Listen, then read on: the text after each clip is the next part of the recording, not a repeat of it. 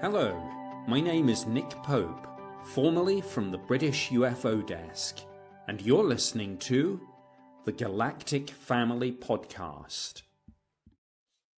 Hey, how's it going, everybody at the Galactic Family World? This is the Galactic Family Podcast. I'm Draconi. I'm your ethereal guide, peacemaker, and ambassador to the stars. My mission is to illuminate all star children the path for fostering peace, love, and understanding across the cosmos. Through our movement, we strive for truth over secrecy, helping others connect with their galactic families. My personal journey guided me to my own hybrid star daughter, Ariana. Now, without further ado, today we have a truly special guest. Russell Reynolds is here from the the driving force behind Beyond Life Paranormal Research Missouri. That's a long name. Years of experience uncovering the mysteries of the unknown. Russell and his team, Cold Spotters, Missouri, have explored some of the most haunted locations in search of answers to life's biggest questions. What happens after we pass? Do spirits walk among us? And what secrets lie beyond the veil? Now, without further ado, this is Russell Reynolds. Hey everyone, thanks for having me on the show. Hey, how's it going, man? Pretty good. I'm glad to have you here, man. Yeah, I'm glad to be here. Appreciate the offer. Oh, definitely, man. So, so what initially sparked your interest in the paranormal in the beginning? Well, I had my first paranormal experience at the age of 6 years old. I lived in a haunted house, and about 3 o'clock in the morning, I had woken up to a noise in my bedroom doorway. Look up, and here's this apparition of a Civil War soldier standing in my doorway. Wow. And I was kind of like one of those kids, put a blanket over my head. It's not real. It'll go away. Got the courage again to look back out, and it was gone. But strange things would happen in that house all the time. The toilets would flush on their own, water would turn on, lights would flicker, the dog would growl and dig at a wall. My bedroom got messed up one day. My mom folded my laundry, put it on my bed. My dad was home from work, and he went upstairs. My laundry scattered about my room. My bed's a mess. My dresser drawers are open. And at night, the heat would get turned down. My dad would think it was us kids playing with the thermostat, but we were too small to even touch it. And Eesh. stuff would move around on the shelves of my mom's, and she'd think us kids were playing with it, or my dad was playing a joke on her. And so it never did get better. It just gradually kept going on and on. And then we woke up one morning to the car started. What? And this was well before auto start came out. Your car started. Yep, they woke up It's one the morning, Herbie. Like, and so we stayed there for probably a few more months. My dad wanted to open up the wall, and the attic had been sealed up, but yeah. renting it with option to buy, so he didn't bother to do it. We ended up moving out. Other people would move in, they'd stay maybe a couple months and then move out. Finally, when I hit about 15, a couple from New York City had bought it, and they started remodeling. Well, they ripped open that wall in the attic, and they found Civil War money, uniforms, swords, Oh, wow. guns. And I did a little history research on the house when I got older, and come to find out it was the Civil War hospital and base. Wow. So there's confirmed deaths in the home from people dying. And as I got older, I started staying at my friend's house and neighbor's house, and their house was haunted. So I started seeing stuff there, and it kind of sparked my ambition to see what was going on and getting into the field to help people. And at 12 years old, I had died from a seizure and came back. And when I was brought back, I was brought back with abilities that I can see, hear things. So I wasn't kind of your normal kid in school either. I was kind of the outcast and stuff like that. There was only a few of my friends that understood me, what I could do. And then when I hit 18 and graduated, a buddy of mine, we would go out to cemeteries and abandoned houses and investigate. He bought me a little EMF detector for my birthday one year, and I had a little digital recorder and a digital camera, and we would go out, check out this one abandoned house, and we were there one night, and I was snapping pictures out his car window. Well, we watch a door fly open with force, and this black shadow figure just comes out of the front porch doorway and then just disappears. I'm hanging out the window taking pictures, and my buddy hears footsteps along the driver's side of the van. Well, we don't have headlights on or nothing. He just slaps that thing in gear and he steps on it as I'm That's hanging the out first the thing I window. would have done. So we gave him the nickname Rev Run. And from there, I met Rob Dermarest from Ghost Hunters International. And I was a DJ back in high school also. And then when I graduated, I DJ'd several nightclubs and bars. So Rob reached out to me. He's like, "Hey, since you're a DJ and you want to get started in the field, you make me a mixtape while I go overseas that I can listen to, and I'll help Yes. you get started." So in 2006, Beyond Life Paranormal Research was founded in New York State. And And that's what I was gonna see. Like, and from there, it has grown huge. yep, You've gone so many places. I moved to Missouri in 2012, and I started a branch of this. I started the Missouri branch of it, and Beyond Life Paranormal Research was still running for several years back in New York State. I had a friend of mine in Pennsylvania. She was running it till she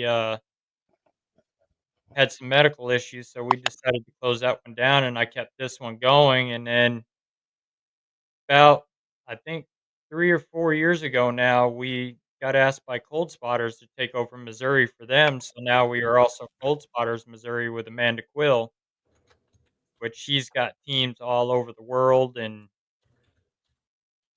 now it's just booming from there. We do a lot of residential cases, and we've been to some of your bigger haunted locations like Waverly Hills. We've been to Missouri State. Gettysburg is another big one we've been to. We've done the orphanage in Gettysburg. Oh, nice. So, Nice. So what about like so any your memorable early investigations, like standout experiences that shaped you in your approach for what you do now? it would be my very first demonic case that I've done. That one really irked me and then got me into studying demonology with Sister Farrah Rose Perry and Father Bob Bailey. We got called into this location. I can't go into too much details because of confidentiality for the client, but I can touch on some of it. We got called into this location. They've been experiencing stuff in the home, and the guy's wife was the one that was experiencing it. And we went there to interview her. We have forms that our clients fill out. She was filling out her questionnaire that we have for her with all the activity that she's experienced, and it wasn't even her writing. It was like something was influencing her to write it. Oh, wow. And she got to the point where she wanted to kill her husband. That family was going in pretty well disaster. The Wow. husband's a very nice guy. He's a firefighter, EMT, and so when we got there, it started up. We went downstairs to see where all the activity was going on in the basement. Well, the closet in question had a noose hanging in it from the previous owners. Oh, She was terrified of that closet. I opened the door up, and immediately she freaked out. She started crying. She ran upstairs. Her daughter goes, "I love you, mom." And she just took her hand, went like this, and just ran out the door. And we went out after her. One of my members were holding her hands. We were trying to calm her down because I wanted her to leave for the night to see if it was the actual house or it's attached to her. yeah. Well, as we were trying to calm her down, her eyes rolled in the back of her head and she goes, "It ain't, it's mine. I don't want it to leave." And then an upside down cross gets scratched into the side of her neck. So it was her. It wasn't the place. Nope, it was her from Wow. past trauma that she's had gone through. So she was an easy target for it. And it took about 6 months to get that place back to normal. Her husband said to us, "You gotta help my marriage, my wife, my family." I said, "You got our word. We will not leave here until this thing is out of here and gone."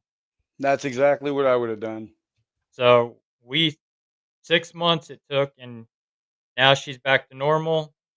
Family's all normal. I DJ'd her daughter's wedding. We're like Awesome. family there. We go over for dinner, and she invites us over for Thanksgiving, and And that's how you grow. yep. And then from there, it just kept going on, word of mouth and ratings. We just kept getting calls like crazy for residential cases. We've probably done over 160 residential cases. Oh, wow. Like what are like the biggest obstacles you face when investigating the paranormal? For like the residential is a lot of mental health issues that we have Okay. come across with schizophrenic people to try to decipher the in betweens if it's paranormal or it's their mental illness. Okay. So we have to do a lot of background checks and find out what kind of medications they're on. And So you do the same thing as if like a priest would come there and yep, say, before we do this exorcist, we need to know this, your yep, medical, your background, your family, your yep, everything. yep, Okay. yep. We have to do that because you don't know what you're walking into. And that's Especially, when you have them sign forms and everything saying you will be doing this and they know it. yep, Okay. yep. It's standard permission forms that are giving us permission to come in their home. If they got kids, to talk to the kids. Same thing like MUFON does with like investigations on the ground. Yep, We go in there and say, "Hey, we need your permission though to get scientific evidence from this location," and then we get their permission. yep. And I mean, a lot of times there's a few of them we didn't find any paranormal activity. It was just between them what was going on. They were kicking up the energy because they're either arguing or they're on drugs or they're on alcohol. One case we did turned out to be a sexual molestation case. Oh wow, A guy was sexually molesting his stepdaughter, wow! and And you having them sign that now you're a mandatory reporter. yep, and So it's like, well, I gotta make a phone call now, yep, we actually give them the choice to do it, or you're gonna do it. Yeah, and that client did it. She called on her husband, and he is now locked away in prison. good, good. I'm glad for that. Another case we did have paranormal activity in the house, but it also had where the guy was pimping his wife out for money. Whoa, She was over here from the Philippines, and she had a little boy. She was pregnant when she come over. She had a little boy, and they were living in this house that, I mean, this house wasn't even fit to live in. jeez, Rats, roaches, mice. It was falling apart, rotted. man. The dog, they won't let the dog outside. He lives up in the stairwell, and he goes upstairs, goes to the bathroom. We walked upstairs, and dead rats all over the floor. We were sitting Wow. there talking to the client, and a rat comes rolling a ball out What? in their living room. Like a dog? Yep, Oh my god, no. We don't have no pet rats. Everybody get out. and so that case, we weren't able to help them. I mean, they didn't listen to any of our instructions. They went right back to their old ways. He's pimping her still. They're Well, still there's only married. so much you can do. Yep. And we won't abandon a client. If they want the help, we're going to get them the help. If we can't help them in other ways, we'll get people to come in and help them. We have Yeah. that connection, especially if they need like an exorcism. We have that connections when it Yep. comes to that. That's a very good thing to have connections. Like I said, that's why you build them Yep. because you learn from the beginning and then you build them up from there. Yep. Um, like working in high risk areas. Like, have you gone in like cave environments and like coal mines and old towns of coal mines and is it more like mountainous stuff area or underground or have you ever done anything like that? No, not yet. We have never Okay. been really called for any of the cave stuff or anything like that, but we're always open for it. Okay. That's awesome, man. Like I've done a couple, not like anything big, just in my own time. I've done a couple researches on it. I've heard that uh, coal mines and cave accidents and everything have a lot of just paranormal stuck there Oh, activity. Um, but what now? What's the tools that you use that you trust the most when you uh, go out there? I trust my digital recorder, Okay. my, millimeter with REM pod, because that one doesn't pick up as much as, like, your K2 meters. I do not trust the K2 meter. Okay. And what about the SLS? My SLS, I trust more than the cheaper ones because mine does not map out tables, chairs. This thing's been heavily modified. It does night vision and Okay. it does 3D. Oh, nice. So this one does not map out your tables and chairs. So if you're getting a figure on it, you're getting something paranormal. Nice. And I've had it sit there and look at a blank room without anybody in front of it, and then all of a sudden you'll get that stick figure appearing on it. Yep. Yep. And then you're like, and you're looking at your equipment going, I trust my equipment. That's what it is. Yep. Uh, what now what is the best practices for collecting evidence? Like how do you validate what's real versus like what you can explain versus what's like, okay, this is way out of my pay grade type of stuff. Right. That's a good question. Well, with that is you want to your main thing, especially for like your residential, Okay. you want to go in, try to debunk as much as you can. I mean, like me, I've got a construction background, electrical and plumbing So background. you're So looking for pipes, rusty pipes, electrical, like shorts, buzzing in the boxes, anything like that. yep, my dad as well. My dad built houses from the ground up. So that's what we're looking at the structure first Yep. before we call it paranormal. We set up a whole array of cameras. So Now, do you try also I've noticed also with certain locations, if you're in a higher EMF area type of zone, it would affect the house in a different way also. Do you yeah. check for that as well, the EMF? Oh, yeah, we do EMF readings, and, like, we did one case in Indiana that we got called in. It was an apartment building, and this lady called us into her apartment. We walked in there, and even the Mel meter was reacting to it. This place was so filled with high EMF that it was causing her to hallucinate Oh, wow. and see a girl in the corner. And it was only the EMF. Yeah, it was only EMF, and she had gotten her kids taken away and was blaming paranormal activity. She wanted us to sign papers for the court saying that it was paranormal activity that got her kids taken away, and I told her, I said, "Paranormal activity don't stand up in a court of law." No. I said, "If you follow the case of Arnie Johnson that my cousins Ed and Lorraine did, Arnie served 5 years in prison for that murder. Mhm. So it's not gonna hold up. A judge is gonna laugh at you. The only thing that you'd be able to do probably is like you said, back it up with evidence. Like, hey, have your team say, look at the EMF readings outside the house. It's about, this, and look at it inside the house. It's way above normal. We don't know why. This is causing it, Judge. Maybe they just need to move and 3 months down the road reevaluate or something. You know what I mean? Yep. And this lady was also diagnosed schizophrenic, Okay. and we had set up the cameras. We'll still give you a full investigation, even though there's high EMF fields. And we had set up the cameras, left to go eat, let the place calm down a little bit. And we come back, she says that little girl appeared in the corner, and I had a camera pointed at it. So I went back, rewound the footage on the Okay. DVR. There was no girl in the corner. Just the And EMF.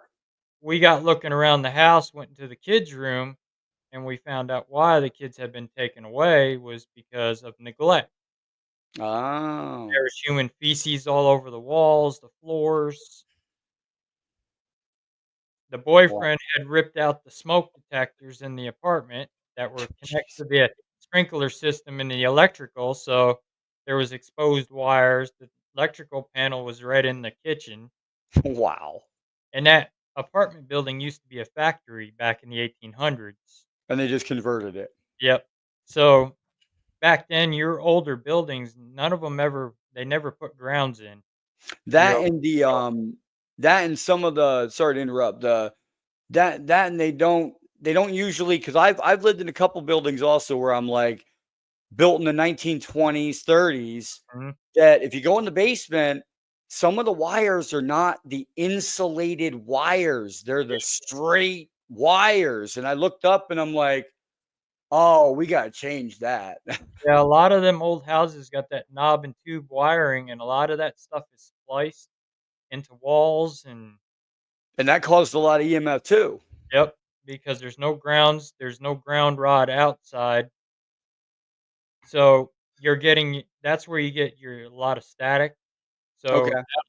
that static will affect your meters as well. That probably affects remember this, people. If you got wireless internet, probably affects it inside the house. Yep. That's dead spots and stuff. Yep. Okay. All right. And your wireless internet will set off a K2 meter. Yes. Yep. And it would also put out that EMF field to where you get near it, you'll feel it. Yeah, it's just like the you take out that metal sheet in the microwave or whatever and just Yep. paste your face to that and see what Yep, exactly. but yeah, like oh my gosh, like that's a crazy story. Like what eventually did happen? Like in the end of this? Does Uh, everything work out peacefully or did she didn't I want don't your help know. anymore? They didn't want our help anymore, and I Ah. told them, I was like, "She wanted us to do a cleansing." I'm like, "There's nothing here for us to even cleanse out of here." I mean, the best thing you could have done was give her this is the scientific evidence that we have. I can't speculate in court to a judge that you're That's being what haunted by a spirit.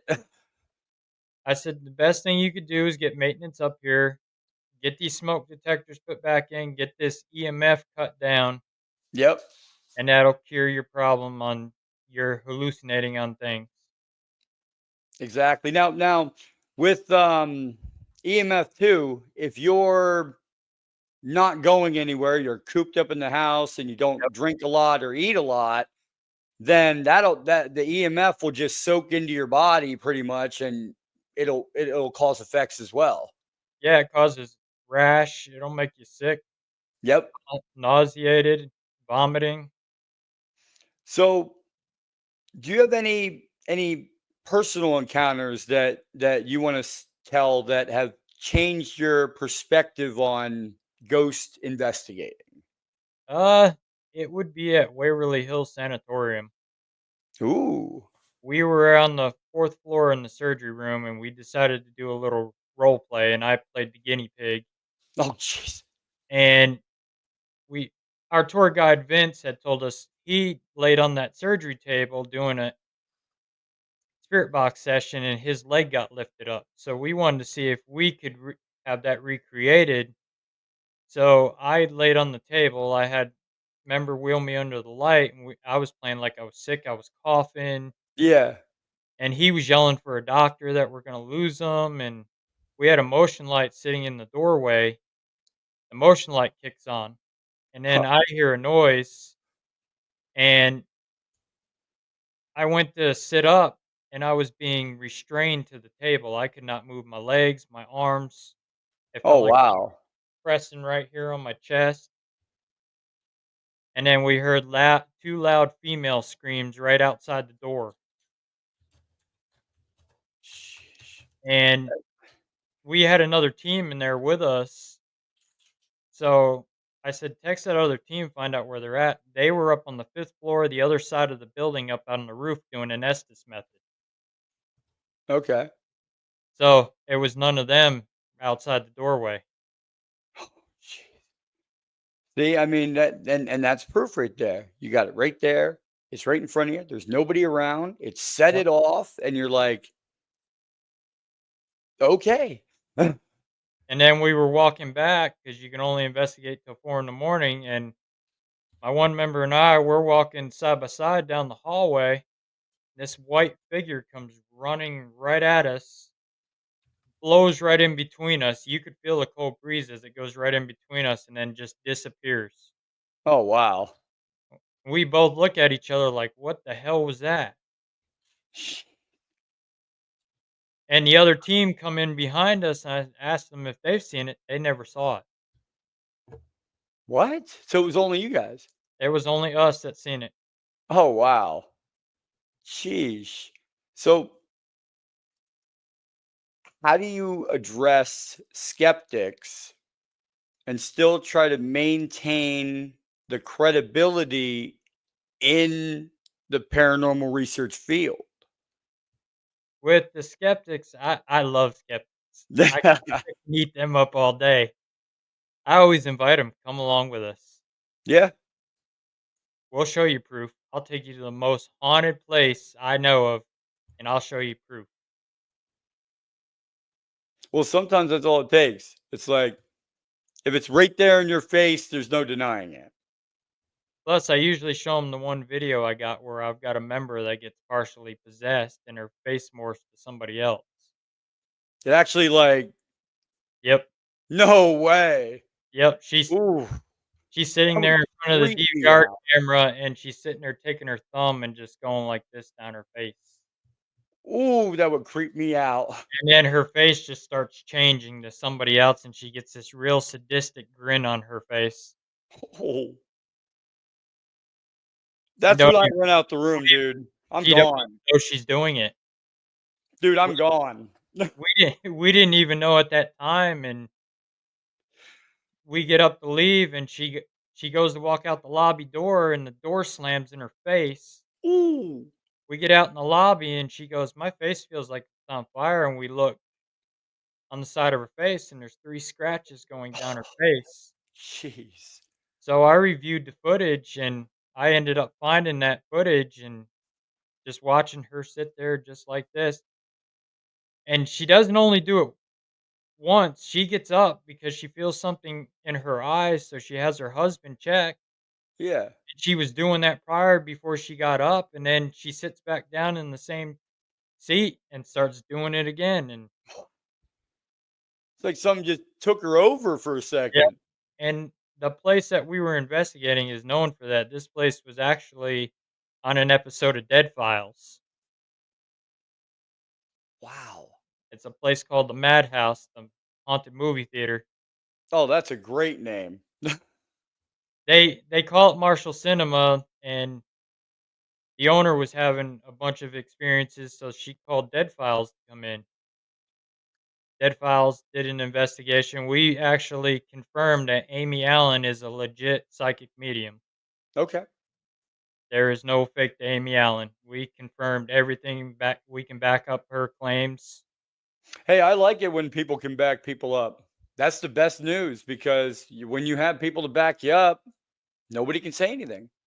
And we've got a lot of experiences in there. My dad's gotten pushed to the ground. They tried to push him over a balcony. Oh, The first investigation we did there, we were checking out the one projector room in Cinema 2, and my one member and I were up there with the owner, and next thing I hear, boom, and I look and my father's on the ground. oh, He seen this black figure just run right through him after this little kid figure. oh, wow. So And it was almost like,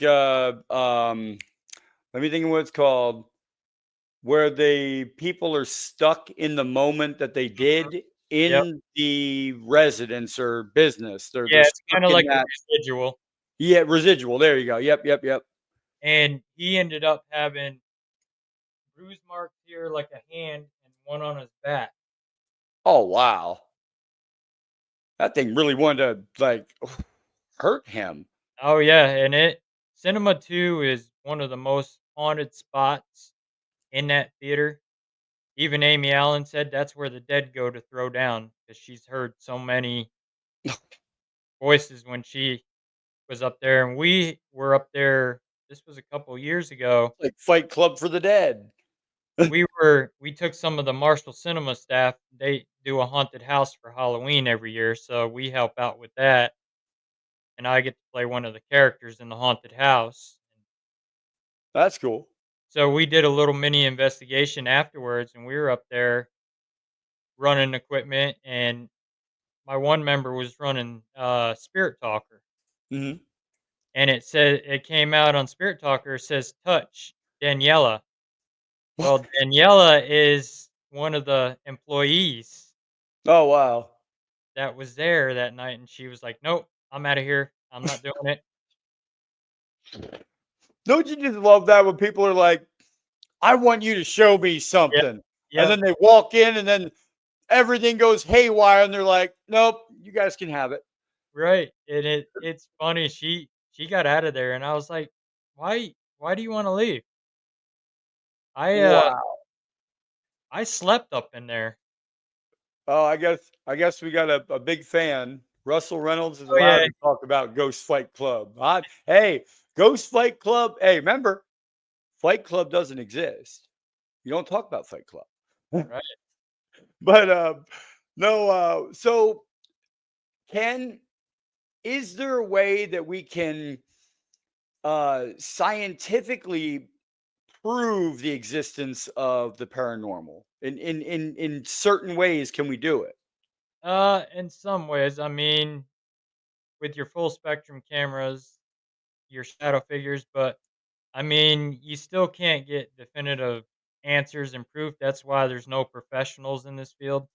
We always learn something new every time we go out into the Okay. field to investigate. That's a good way to look at it, though, because it's everybody's learning every day. I mean, your TV blows it up that everybody's professionals in the field, and you're really not. Yeah, right. I mean, that's like everybody throws the demon word around. The demonic is real, but it's rare. You'll deal with one in maybe like 20 cases you do. So is it like if you're if you're a negative person, Mhm. would you attract negative spirits or negative entities to you? Oh, yeah. You Okay, will. You definitely you're will. I attracted to mean, that. if you're negative, you're into the violence, you're into the drugs, hurting people, that's a hotbed for demonic activity. They love that. They feed off of that. Okay. And once you get that, I mean, you can even bring a demon in by doing spirit boxes. Ouija board. Ouija board's another good example. Tarot cards. If you don't know what you're doing, you don't have them intentions set, Hmm. you're self protected, you're opening that door. And if you don't close it, you're letting, just like a revolving door, you're letting anything in. And most people think when they're playing with the Ouija boards, oh, I'm talking to my dead grandma. Hmm. No, you're not. You're talking to Zozo himself, And disguise it he's yourself as your dead mimicking the grandma. voice of your grandma. Yeah. And I mean, even past trauma, if you're like schizophrenic people, you've got a history of violence where you've been raped, beaten, and stuff like that, you're a perfect hotbed. Kids are a perfect hotbed for demonic activity as well. I Well, mean, kids are more open though. They're more yep, susceptible because they're just they haven't developed enough to understand the world that they live in today, pretty much. and haunted objects is another good thing. I mean, people that get these haunted objects, these haunted dolls. If you follow my cousin Ed Warren's theory, God does not let a child inhabit a doll, Hmm. like your case with Annabelle. They thought Annabelle was a child. Annabelle's not a child. She's a demonic entity inhabiting that doll because a doll, what do you want to do with a doll? You want to hold it, hug it, Mhm. something you're happy with. Well, that demonic entity disguises itself like that, so you do it, and then it latches onto you, and then you're stuck with it. Once it mixes with your heart chakra, you're done. Oh, lovely. You're gonna start when you get an demonic entity in your home. You'll start hearing the infestate is what they call infestation. You'll start hearing your knocks, your bangs in threes, your clocks are stopping at 3 in the morning, and when you start getting to the oppression stage, that means that demonic entity has picked its target, and you're going to start waking up in with bruises. You're going to start feeling sick, tired all the time. You're going to fight with your family.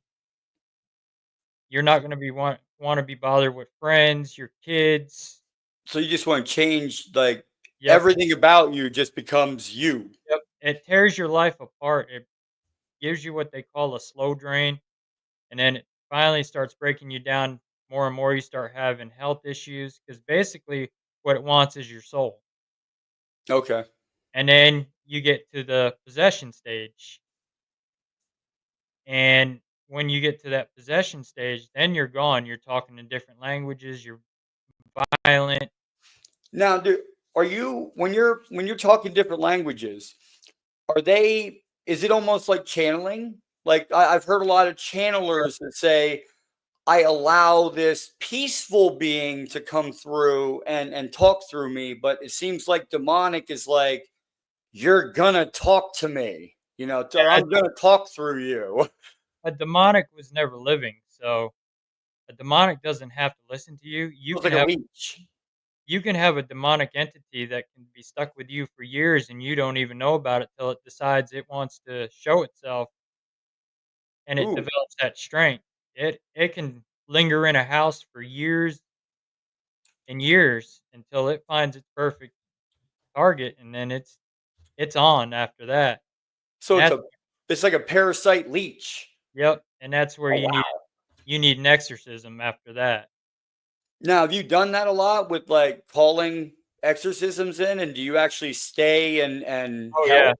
Okay. Oh, yeah. Yeah, we do. If it gets too bad, I turn it over to Farrah. If it's something we can handle, if we catch it, a lot of times we catch them in time to where it doesn't have to go that far. We can do our standard cleansing and we get rid of it. Yeah. But if it's that bad, I get a hold of Farrah. She works for the diocese office, and they come in with the bishops and that, and they do the exorcism because they have to be sanctioned by the Yeah. church. I was just about to say, now do you give them like you're the first team going in, Yep. so you give Yep. them all your evidence and say this is what we've observed, and Yep. then they take it from there? Yep. They Okay. take it from there. I give it to Farrah, and she takes it from there. Okay. All right. What about for painting like the paranormal scene in Missouri and community involvement?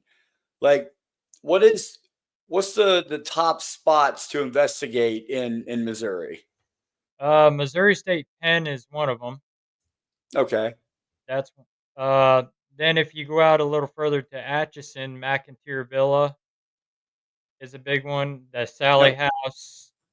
what's the villa? Is that like a It's a big old 1889 McIntyre Villa. It's a big old Victorian home that's haunted. oh wow, Several confirmed deaths. It's owned by Stephanie O'Reilly. portal or Yeah, it's got some portals in there, and then there's a lot of confirmed deaths that happened in that home. And wow, and people still live there. oh yeah, it's Stephanie actually lives there. She rents it out for investigators to come in, and they just That's what I would do. Don't stay here, but you can investigate. yep. And there's the LeBold Mansion out there, also that's haunted. Oh wow. And then they just opened up Leavenworth Prison for investigations. Oh, that would be cool. That I know. I went out to Alcatraz a couple years back. That was a pretty good tour that I did out there. that's on my list of places to go to. Yep, I finally got to go like 3 years ago, and I was stoked. I got to go with my brother. And then we have the Beatty Mansion out here is another haunted location. That's You get a lot of haunted plantations. we did one here. There's some plantations here in Missouri that were former plantations in Chillicothe, Missouri. Okay. We actually investigated one of the houses that were part of that plantation. Wow.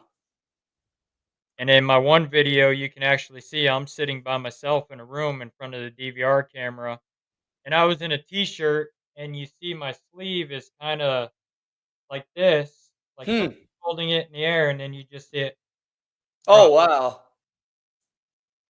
And we've gotten a lot of. I got a figure on camera when we first did it.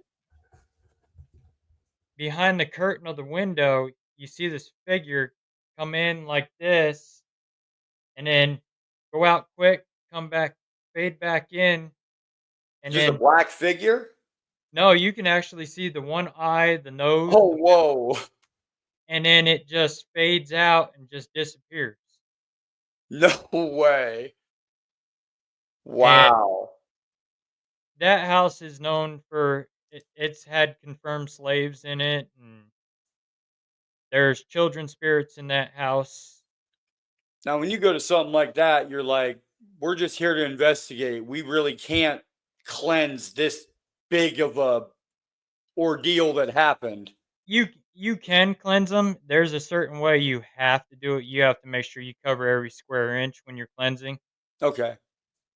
A lot of people, when they do cleansings, even when clients cleanse their own houses, if they don't know what they're doing, don't do it, because all you're doing is just angering whatever is there. Yeah, it's like lighting a match and running around after a fly. Yep, that thing's gonna go laying dormant until everything clears, and then it's gonna come back out again, and it's gonna be 10 times stronger and more angrier, and then it makes it harder on us when you call us in to deal It's like, with it. oh yeah, well, I just told it to F off and threw some stuff against the Yep. wall and got really angry at it, and now I called you guys. Yeah, you don't ever challenge, you don't provoke. If it was an asshole when it was alive, it's gonna be an asshole when it's dead. Yep, yep, yep, yep, yep. And most of them are regular spirits that once owned the house, or and to them, you're trespassing in their space. They Exactly. don't know why you're there. It's but also probably when people are doing like renovations too with houses, you probably get a lot of calls because you're changing the space that they're in. Yep. Yeah, when you remodel, especially like residual energy, that is just like a record playing over and over again. They do it the same time every night, every day. If you had, say, like this wall here, right here was a door at one time, Yeah. you made it into a wall, that entity is just going to keep walking through it just like it was a door. Well, it's not even there to him. To him, it's still a doorway because that's what he did when he was alive. Okay. Huh. That's weird. It's like so the the house structure still looks the same to him. Yep. Oh wow, okay. And a What lot of them don't realize they're dead either. They're either waiting for family, they think their family's still there. have you helped a couple pass on? Oh, yeah, we have done quite a few, help them pass on. That's lovely. Last case we did, I actually helped 2 of them that were trapped there. They were actually murdered out on the street, Oh wow. and I helped them. I sent them on their way, and they crossed over. Except for the one, he did not wanna cross over because he wasn't a very good one. He was a bad man when he was alive, Yeah. so Well, what? he did not wanna leave. He's like, "This is my home, I'm staying here." I was like, "Oh, no, you're not. Yeah, right. Your We're body doing is this, this and you're client, leaving. you're getting out of here." Yeah, exactly. What what collaborations do you have? Like, do you have teams of people that you certain work with? Like, Oh, this yeah. team is like for haunted houses. This team is for, if we go in the woods. Yep. Yeah, we do. We work with D&M Paranormal on, residential cases like that, we'll do that. So, we'll work with D&M on house cases, like, we're helping them assisting on a case now, and then we'll work with a bunch of cold spotters teams and stuff like Okay. since we're part of them, and So you have certain teams set up already. Like, yep, you get a phone call and it's like, hey, we're going to the woods, so we need Jack and this person, and we'll head out. yep. Okay. All right. We work with Outlaw Paranormal out of Tennessee, SRS Paranormal, another one, Vixen Paranormal out of Texas. Any Bigfoot groups or anything? Uh, Or do Carter you Carter Bouchard, he's our local Bigfoot guy here in Missouri. He actually was a consultant on the Finding Bigfoot show when they came out here to Missouri and Kansas. So okay. we're going out on one with him 'cause Nice. I've never got to experience a Bigfoot investigation. So I said, "This when you go, I want to go with you." So we're going to the Mark Twain National Forest because I said I want Well, to try one on my SLS. I've always been told, go out there with a pure heart and pure intentions, and they'll make themselves known. Oh yeah. And then we're working on an investigation with Outlaw Paranormal for Tennessee to go out and find feral people of the Appalachian and the Smoky Mountains. Nice. What about like so you're investigating uh you're investigating an area. You start your investigation, and a bunch of people from the neighborhood start coming around and are like, what are they doing? How do you react to like the residents that like you're around the area, they see all this equipment coming in, they're like, what is going on? Well, for like residential, we try to stay private as can be. You won't see nothing on our cars. It's typically like we're just visiting the homeowners as friends. We'll wait till dark to bring the equipment in so they don't see it. So the neighbors aren't wondering what's going on, what are they doing there?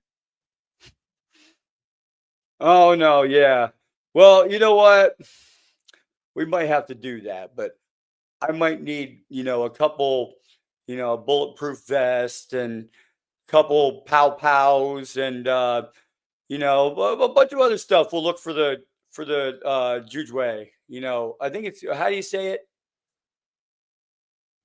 Yeah, I think that's how you say it. Jujue. Yeah, something like that. I know it's not a good creature to go look for. No, it's not. But yeah, so you pretty much try to stay as give them as much privacy as possible. Yep. Yeah, And we if you're doing like maybe like a resident, like a business or something, then maybe you'll promote because they would like you to. yep. Okay. Yeah, I mean, we do events. We just did one last year for the Warrensburg Courthouse for the Historical Society. And so we took about 20 people with us, and we help out with a lot of events too. Also, Okay. So you're like you just it's the same thing like in the beginning we were talking about the connections and everything that you make along the way helps you, build everything up. yep.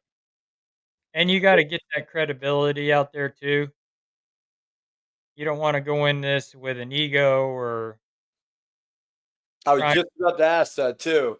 Like how do you go into an investigation? Um, do you I mean, I'm gonna come out with my own thing and say, I always go into an investigation, peaceful feelings, not no negative thoughts in my head and just wanting to, you know, perceive what's there. That's my feelings when I go in, you know. That's how we do it, especially for like a client because they're already scared. They don't know where to turn. We go in and we treat them like they're our own family. Okay, good, good, good. That's the way to do it, man. That's awesome. And even when we're done, we don't give up on them. We still call, check up on them. We'll come out and visit them if we need to, or if something decided they wanted to come back in, we'll go back out, and we don't charge at all. So we do everything free of charge. Nice.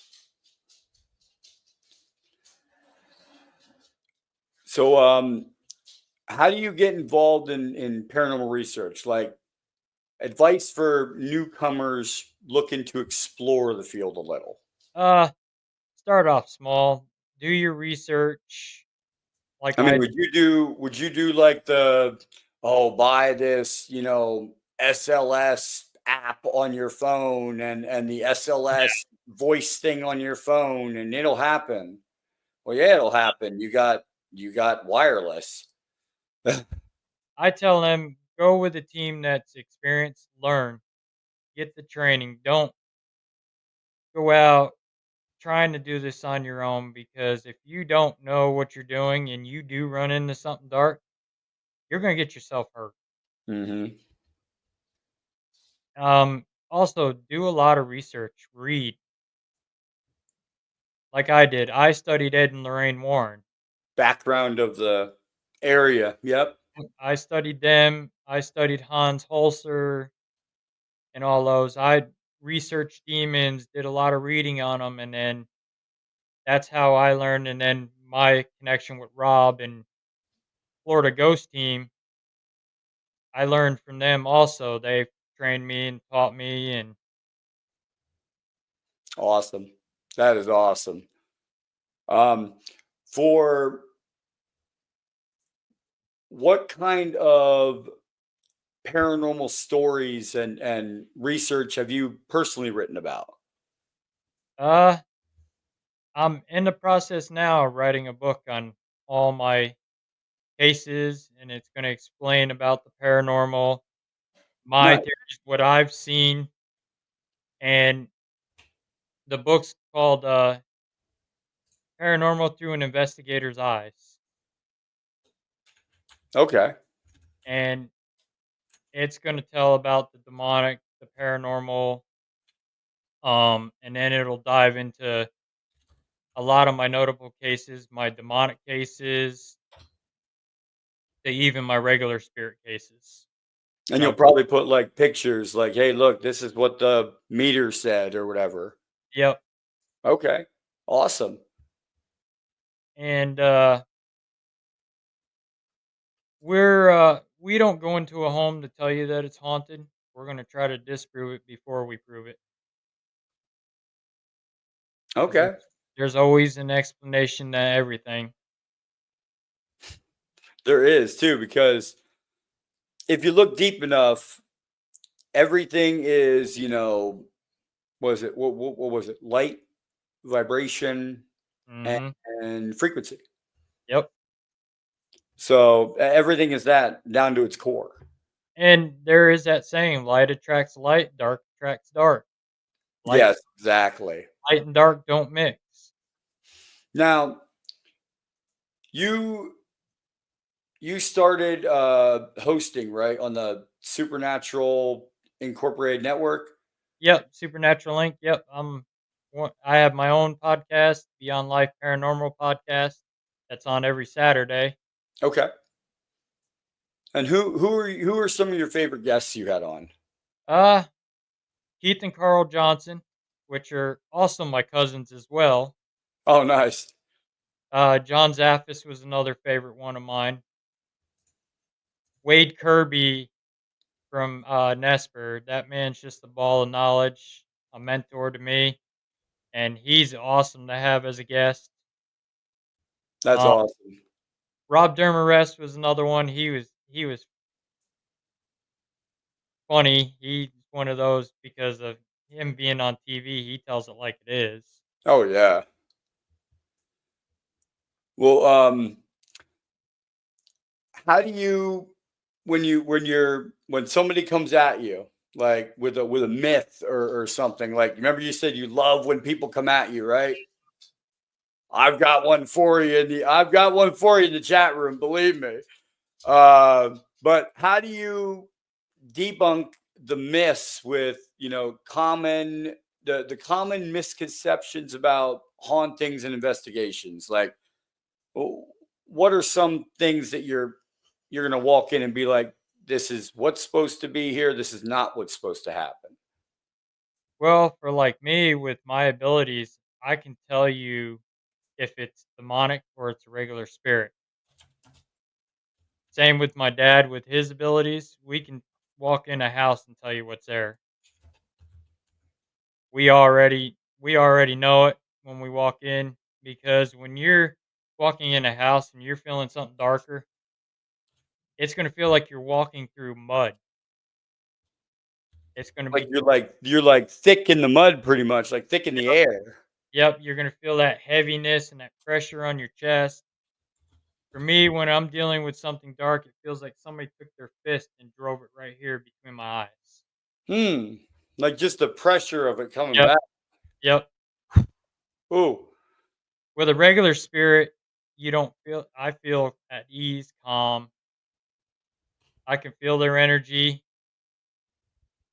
but it's nothing like a demonic entity feeling that. Okay. um has there ever been a moment in your investigations that made you question any kind of belief you had on the paranormal? What was that? You Oh, I said, has there ever been a moment in your investigations that made you question your belief about the paranormal? uh I don't think so. Because you guys are just getting evidence all around. Yep. Okay. Well, that makes it better. It's not like you're going to a place and 10 places later, 20 places later, you get one thing. Right. And um, I've got battle scars from it. oh, wow. So Like pushed down or, I've been pushed, I've been scratched, oh, wow. I've been hit, I've been thrown in the doors. I know one time I made something mad and I got thrown against the wall, but I was so little and I was like, is this really happening or didn't it happen? I was so little at that time. But I remember getting picked up and thrown. Yeah, we were doing a case in Oklahoma and the guy was doing some demonic worshiping in his home, Oh, jeez. and his mom had called us in because he had two little boys in the home and a 19-year-old daughter. And we were investigating. My dad and I were the only two that could make it because it was just short notice. It was an emergency case. And so we went out there, and the guy wanted us to leave. Huh. And we weren't going to leave because his mom asked us to stay. Yeah. And I investigated for a little bit, decided to take a break, and it's about 1 o'clock in the morning. Well, we're watching the DVR cameras, my dad and I are, and the camera sits there and it's just sitting there pulsating. Oh, wow. And then it just starts getting worse. And then you see this big black figure that stood probably 6'5" appear in the hallway. Ooh, So I said to my dad, keep an eye on it. I'm going to go back there and check it out. yeah. And so I went back there and I'm standing there and I'm staring at this black entity just standing there.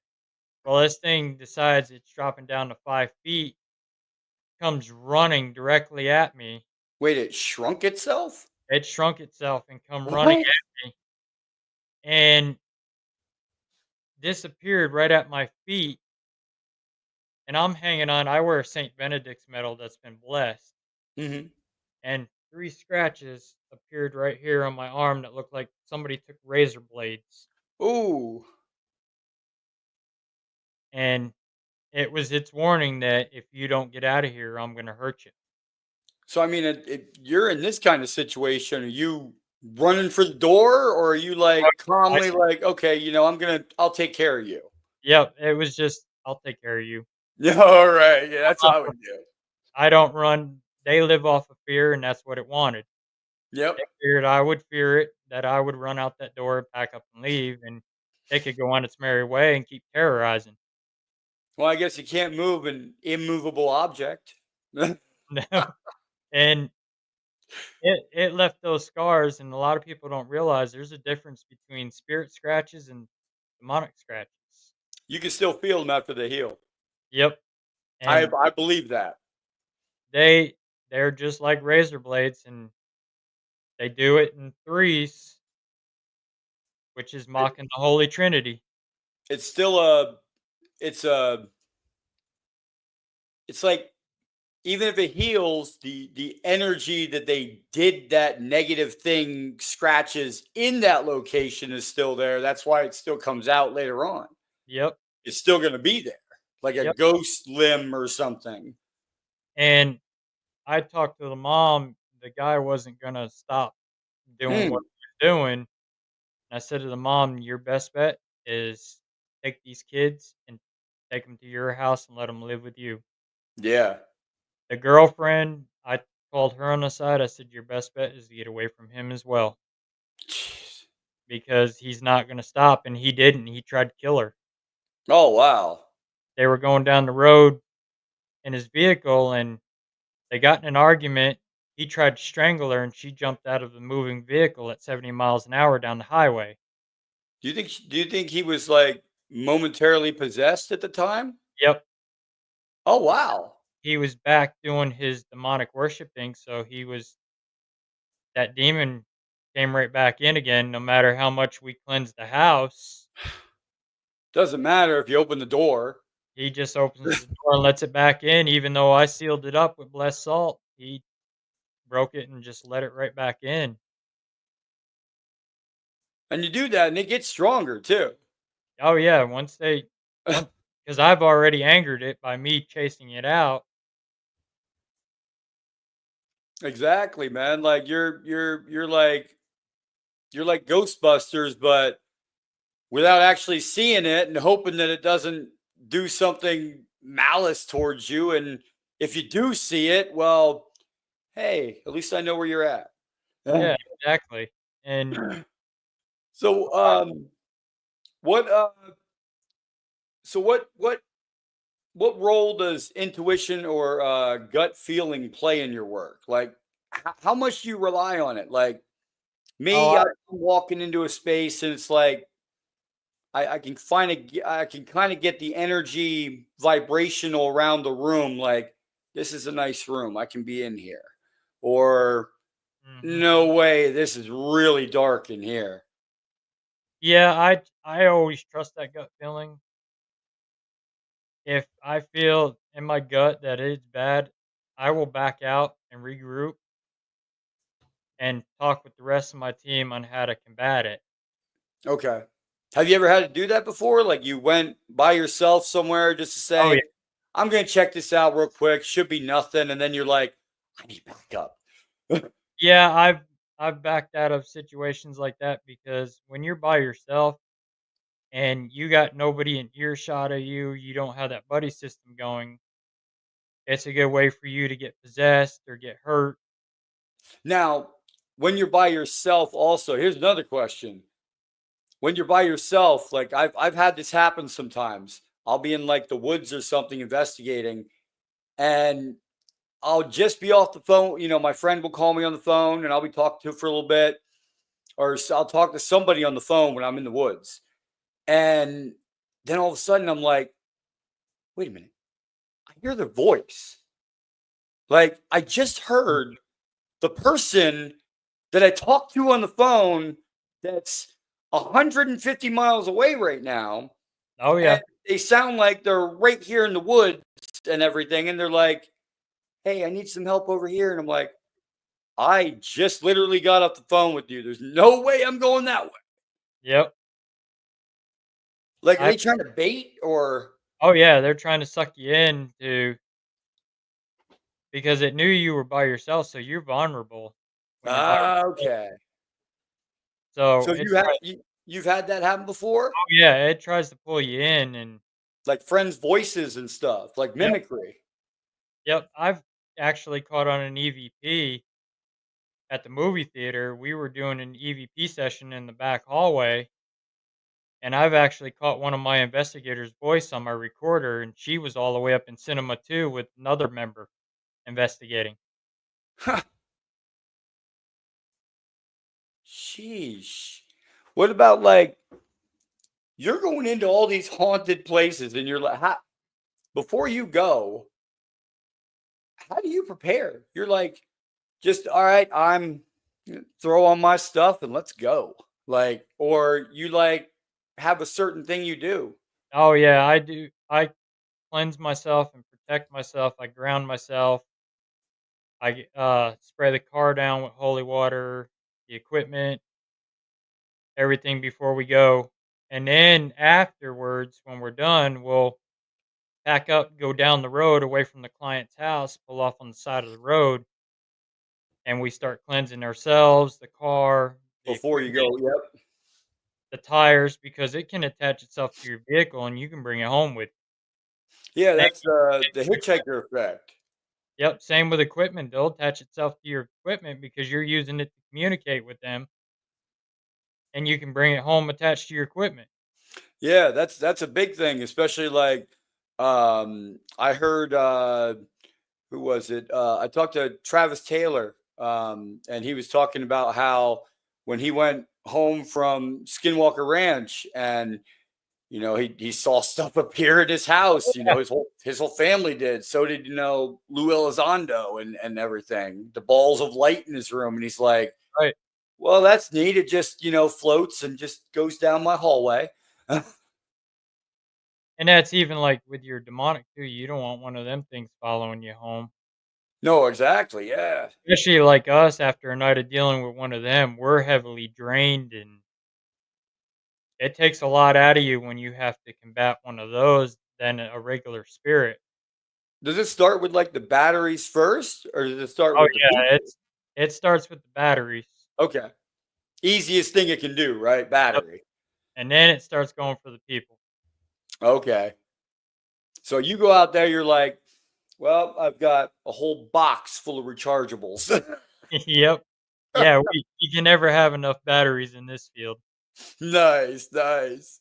Well, have you ever encountered something so terrifying you actually had to step away and just leave the area? Um, Actually, no, not yet. I've Oh done it wow. for so long. I don't get scared.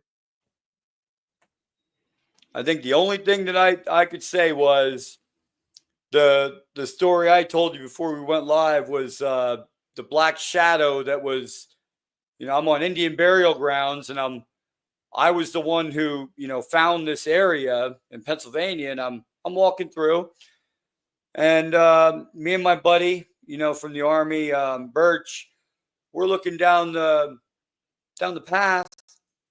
We're like, that's a 10-foot black, bulky, shadow looking thing in the middle of the trail. I'm like, there ain't nothing there that can make that shadow. And we just frozen there. I'm like, we start backing up just a little bit, very little at a time, because I thought it might have been a bear or something. And then all of a sudden, it like it shrunk, or it went into the tree, and it started going from tree to tree at us. Wasn't going like walking, running on the ground. It was going tree to tree. We're running out those woods. Like at that point, I was like, yeah, I think we're not welcome here. Right. But you've never had to like never went away from anywhere like that. No, Wow, man. Huh. especially on a residential, you never. My job is there to help that client, so I can't show them that I'm scared. I'm supposed to be the brave one that's there to help them. Very true. You got to put on the strong energy. Yep. That's why I tell my members, if something startles you and you get scared, just walk out calmly. Don't scream. Don't Yeah, run out. And then screaming's not going to change anything. just say you need to take a break, and that's kind of our cue. I need to take a What break. about like, have you met like, or have you been around like a friendly ghost? Oh yeah. Like things that'll be like, oh, I put my car key. I know I put my car keys here, and now they're gone, and they're like all the way across the house, hanging up over here, and you're like, you know what? Stop touching my keys. Yep. Yeah, we've run into several of them and tricksters and stuff like that. And Oh, tricksters that would be interesting. oh yeah, we've ran into a few of those in a Try to home. trick the trickster. Yep. It's funny what they do. They'll play with the REM pods quite a bit, and All right. That's I awesome, man. I used to work in a haunted school, and we had a trickster ghost in there, and I was the night custodian, and her and I used to play the knocking game on the bleachers. She would go on the one set of bleachers and knock, so I'd knock on this set. Yeah. Then she'd show up on this set, knock on that one, so I'd have to go over and knock on the other one. Playing peekaboo with the ghost. Yep.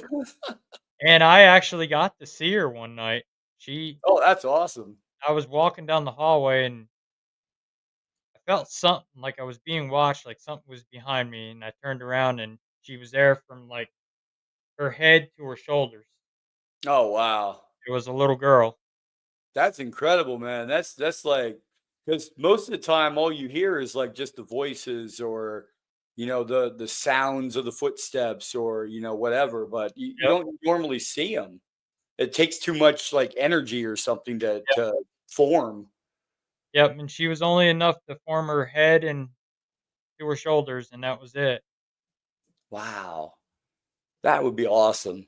That'd be awesome to see. And I actually captured her on a game camera. Oh, did you? Mhm. See, she's around. And, there were several others in there. There was a former superintendent in there that was grumpy. My dad would come in, and he'd get him wound up in the gym, and you'd hear him let out a grunt sound. Oh, 'Cause that's jeez. all they could do. So what do you do with like haunted objects? You don't take them, do you? Or We take them out of locations, but I ship them off. to another place that they can be disposed of? They go to the Warrens Occult Museum or to my Okay. cousin John Zaffis. I've got some in, both museums, actually. Oh, wow. What I've all did got you find that you put in there? I've got a haunted mask that we Oh, picked up. The owner of the movie theater found it in her house that was causing some issues in her home. That one's in John Zaffis's museum, and then last year in September, we picked up some haunted dolls, oh, I hate dolls. and these were demonic entities attached to these dolls. You got to go investigate that doll island. Mhm, I've heard of that Oh, I place, want to go there. and these dolls, they were terrorizing a blind woman. Oh, She could only see, like, bright lights and shapes and that, and these dolls were she picked them up at a thrift store, and they were wreaking havoc in her house. jeez. And this one with the blue dress, she was one of the most demonic ones. She actually set a meter off that was sitting in her lap, and we did a session with her at a Paracon the next day because we were on the haunted object panel, and they did a double Estes with her. Well, she made the whole room go dark, Oh, wow. and Huh. there was no cloud in the sky. The sun was still peeking through the window, and this whole room just went black. Wow. Now that I mean, hey, that's like, hey, you guys wanted to see it. Boom, here you go. Like, if you don't believe me, come here. And it was on our table. We had them out on the table, and there was a team across from us, and they had their equipment on. Well, that doll come across their equipment and said, "Murder, kill, beat him with a shovel. He lied." What? No. And then she come over to our table to tell us, well, the one doll was only probably about this big. The Yeah. eyes was gouged out of it, and it was messing with her heart, making her heart skip beats. And Oh. the other doll with the red dress, she would turn her head and smile at a camera. Oh God. There was another one that was probably about this tall in a white dress. That one would turn and grin at you. That is the only thing that would literally make me run out of a house is if I'm looking at a doll and it just turns its head and looks at me. I'm thinking, Chucky's coming for me. Yep. And And that's a bad thing too when it comes to like movies because you guys have to deal with a lot of crap. Like like oh, it's a haunted doll. It could be a murderer or something like Chucky. No, that's a movie. Like how do you tell these people this? Like, calm down. It's only a movie. Like this ain't real, but this is. right. Well, that's like you see in Amish colonies and cultures. Their dolls don't have any faces I didn't know that. because they believe in their Christian religion that if a doll has a face, they're staring in the eyes of the devil and it could possess the kids. So Oh. they make dolls without faces. Huh. Wow. And like Annabelle. Annabelle, people say about Annabelle, oh, she's not real, it's made up for hype. I'm here to tell you, Annabelle is real.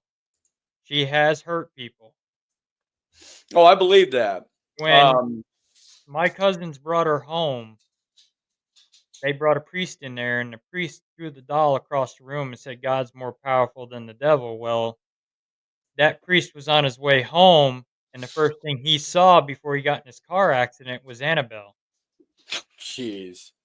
And he broke a couple ribs and broke his leg. He was lucky to survive it. Now, well, they probably wanted him to survive it. Like, here, we put you through all this pain. Now you're really gonna fear us. Yep. Like, And I got to see Annabelle for the first time last September in Gettysburg. and did you ever have something attached to you like that?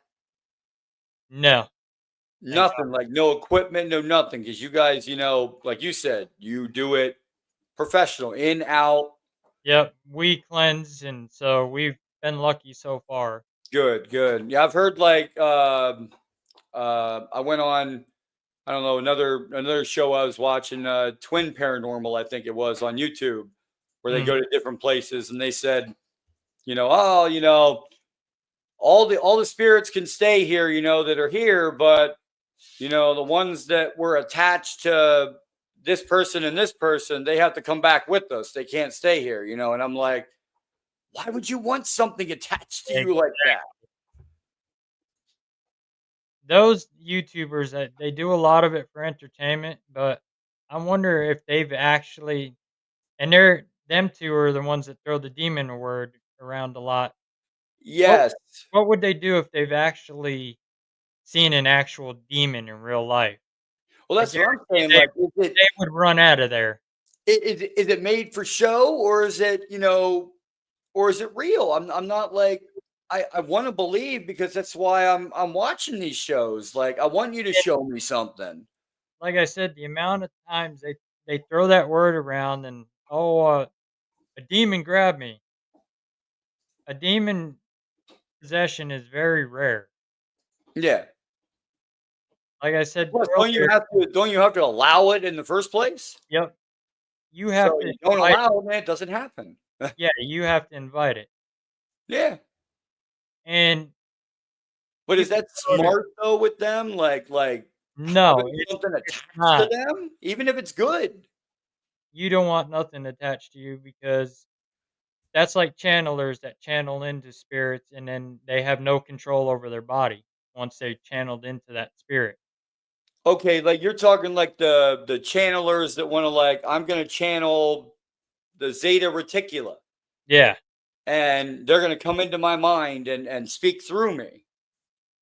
And like Derek Akora is a good one that was on Most Haunted. He would channel in the spirits and let spirits take over his body.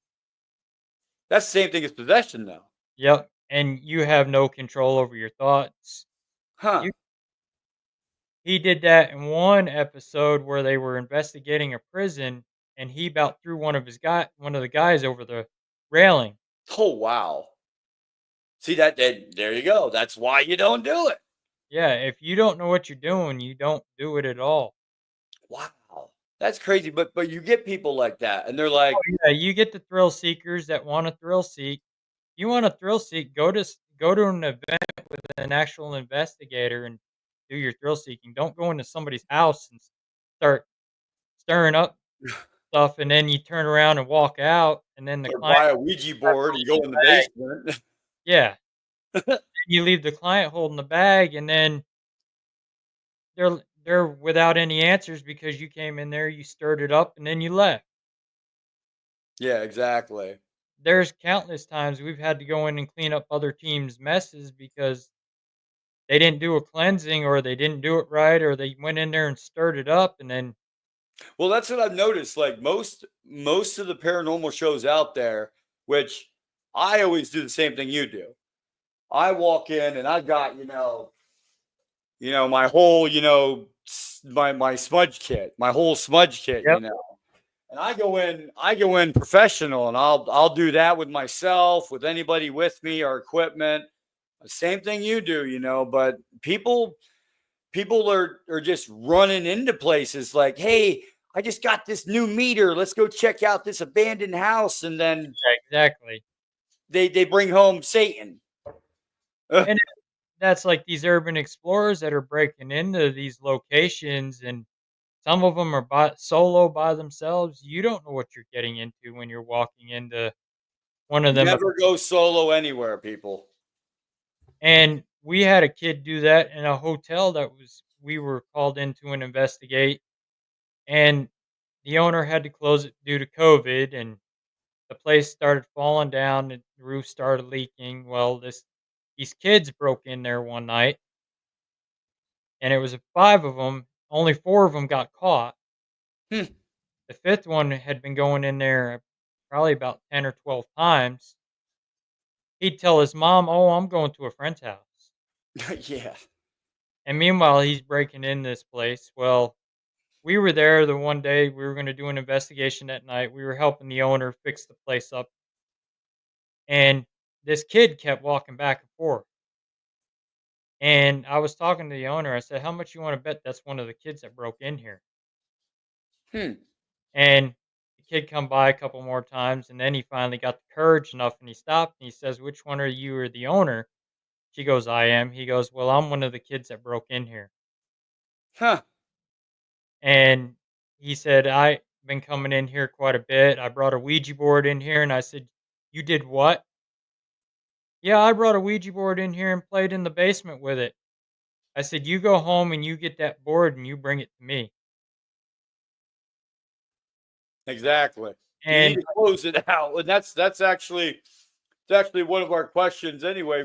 Towards the end was might as well get that question out of the board now. Since you're about to go into it, how do you properly close a Ouija board? To properly close a Ouija board, you move that planchette right down to goodbye manually. You don't let the spirit do it. Everybody says run it in a circle and then do it. Nope, you just physically move it down there. Now, do you have to just physically do it? Do you have to say goodbye? Say goodbye and physically thank them for their time. You want to be respectful because if you are talking to a demon, you do not want to be disrespectful. If Yeah, they I usually tell them like you can't come with me. You have to stay here, but I'm thankful I got a chance to talk to you and be in your presence and this and that. I'm happy that they communicated. Yep, because if you are disrespectful to it, you're challenging it. So just with the Ouija board, so all that bells and whistles, like, oh, go around 3 times and knock on your head a couple times and this and that and drink off. Like I've even heard where uh, they had a Ouija board. Somebody had a Ouija board and they had a glass of water, and each person that was on that Ouija board had their hand on the paddle and took a drink and put the cup back on the Ouija board. And at that point, they're connected to that board. Yep. Once you touch it, And you're and connected. oh, dude, it was like, I just want to say, as soon as that last person put down that cup, it was like hell opened up in the basement. Hmm. And that's where you get your kids because they used to sell them in stores as toys. So they think they know what they're doing, go down there and mess around. Yep. And I mean, there's other people that use Ouija boards and nothing's ever happened because it's all how your intentions are. Okay. If your intentions are bad, you're going to get something bad through that board. If your Okay. intentions are good, you're possibly going to get something good. So that's like you're saying like, so like these people that are like not channeling bad things, but like good things, but yeah, I guess it's kind of a line. It's Yep.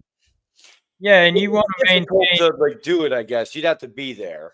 your self-control as much even though you're channeling letting that spirit come through.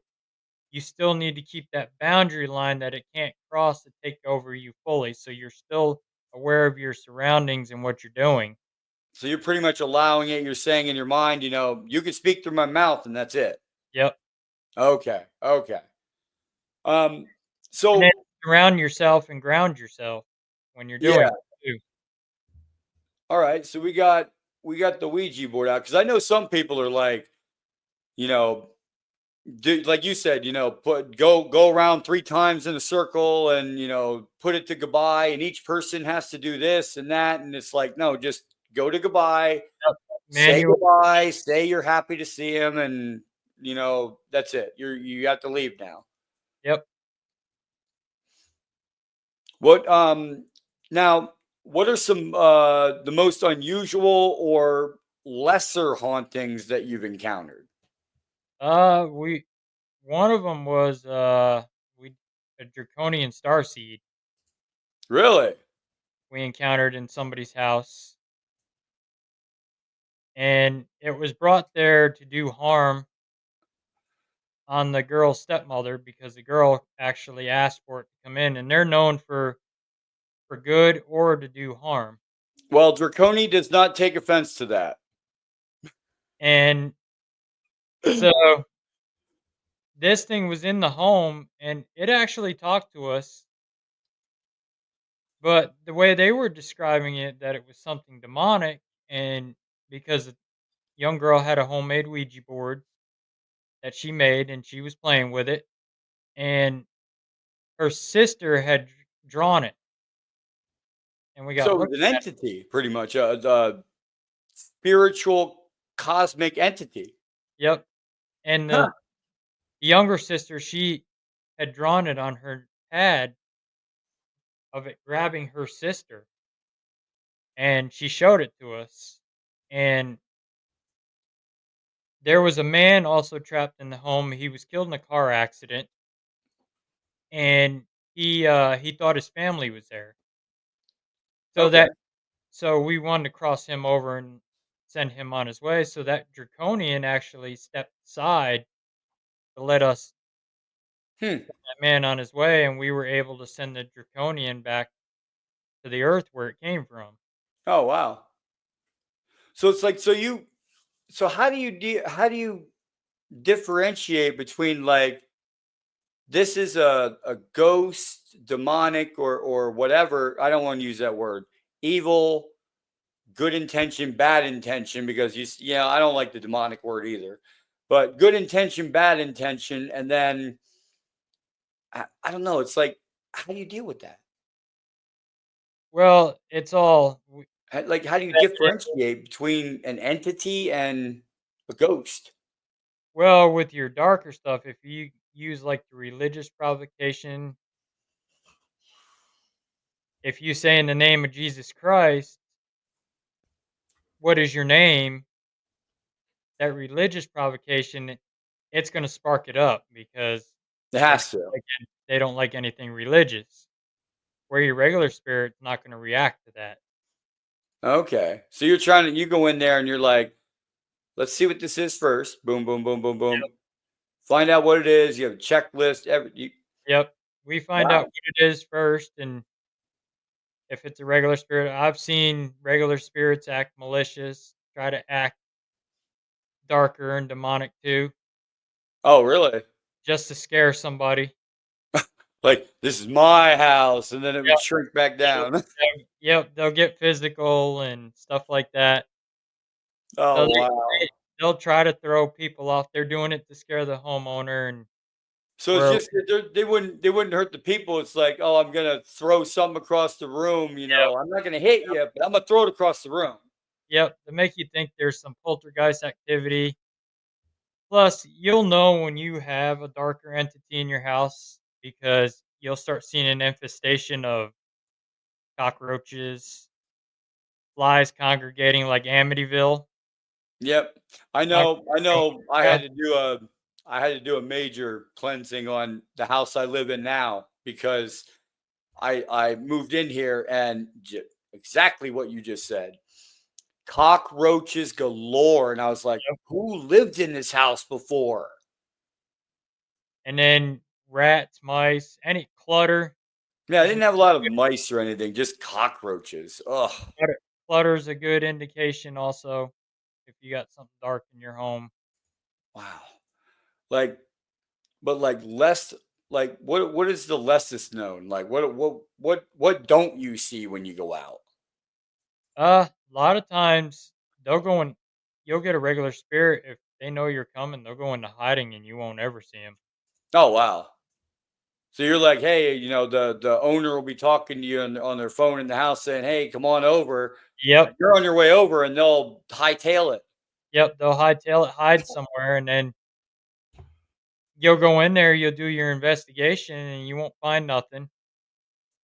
You'll leave, and then all of a sudden they're experiencing it again.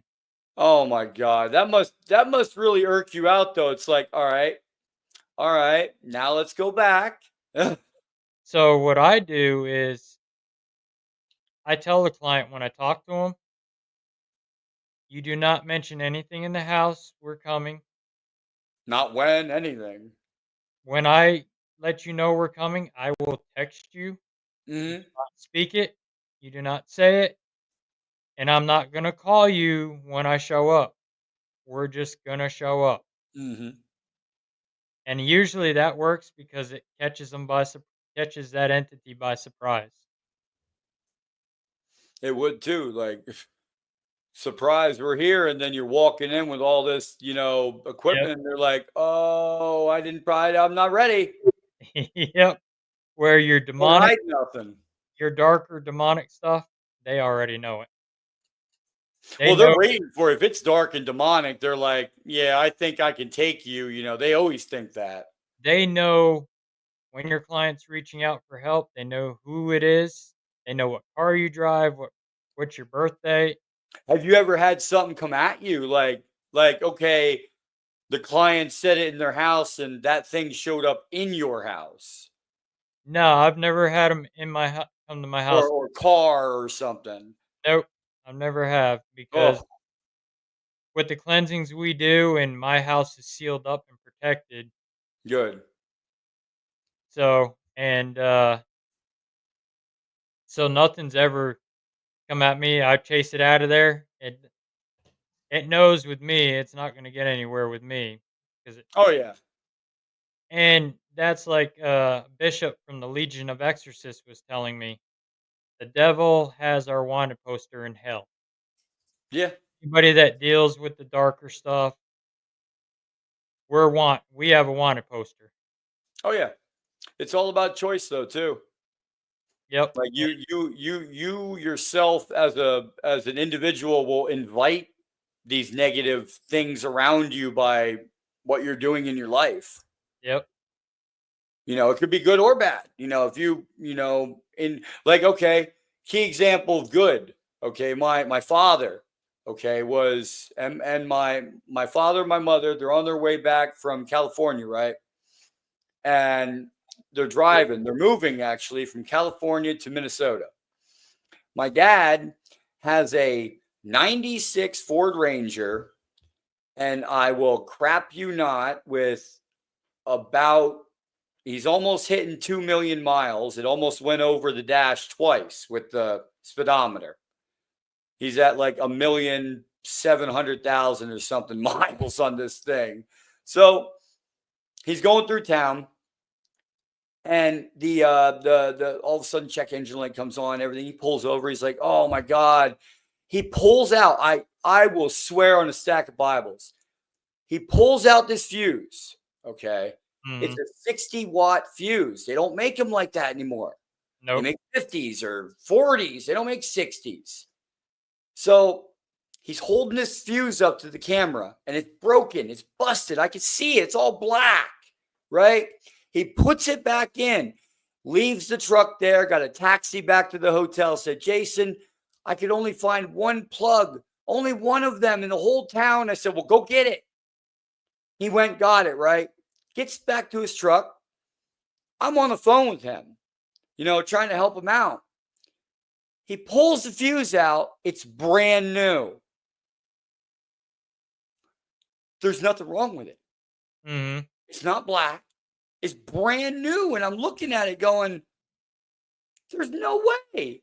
We just saw this last night. Unless somebody broke into your truck and fixed your fuse. Like, how did this happen? Like, if you had stuff like that happen too, like Oh something to yeah. be fixed. Yep. Wow. Yeah, it's something you can't explain. You never can figure out why. I could, yeah, it's like, listen, I'll swear on Bibles. Like, he showed me on the camera, was like, "Look, Jason, it's a 60-watt." I was like, "You're never gonna find anything like that." The next day, brand new. I'm like, "Oh my God." Yeah, it's crazy. Huh. Wow. So what patterns have you noticed when you communicate with these spirits? Like, are most of them like wanting to communicate, wanting to be seen, or Most of them we find want to be left alone, okay. Well, I can understand that. and Um, we're very respectful to them. We don't provoke. We go in with the mindset we're introducing ourselves to them. it's just like with Bigfoot, because like Bigfoot, mind speak. That's Yep. what I've heard a lot of lately is mind speak, and I always called it, it's just the voice in my head that I talk to. Yep. It's not. I'm not crazy. I'm not, gonna do anything to anybody else, but it's like I talk to it, it Right. comes through sometimes, and it's like you have the devil and the angel on your shoulders, and you're like, they always say in church, always listen to your angel. Well, that's a voice in your head. Yep. Like, Exactly. you're listening to voices, so it's the same thing. And that's like us mediums and stuff. We all have spirit guides that Yes. help us traverse through the spirit world and communicate with them. See, I have my hybrid daughter. She's a starseed, and I found her, and me and you will talk after the show about this, but Okay. uh, actual evidence of communication that I can provide proof. I have an implant, Mm-hmm. and it ever since I was in Ancient Aliens and I got injured at the UAP landing site, so I the neutrino or whatever I was exposed to there, it turned back on.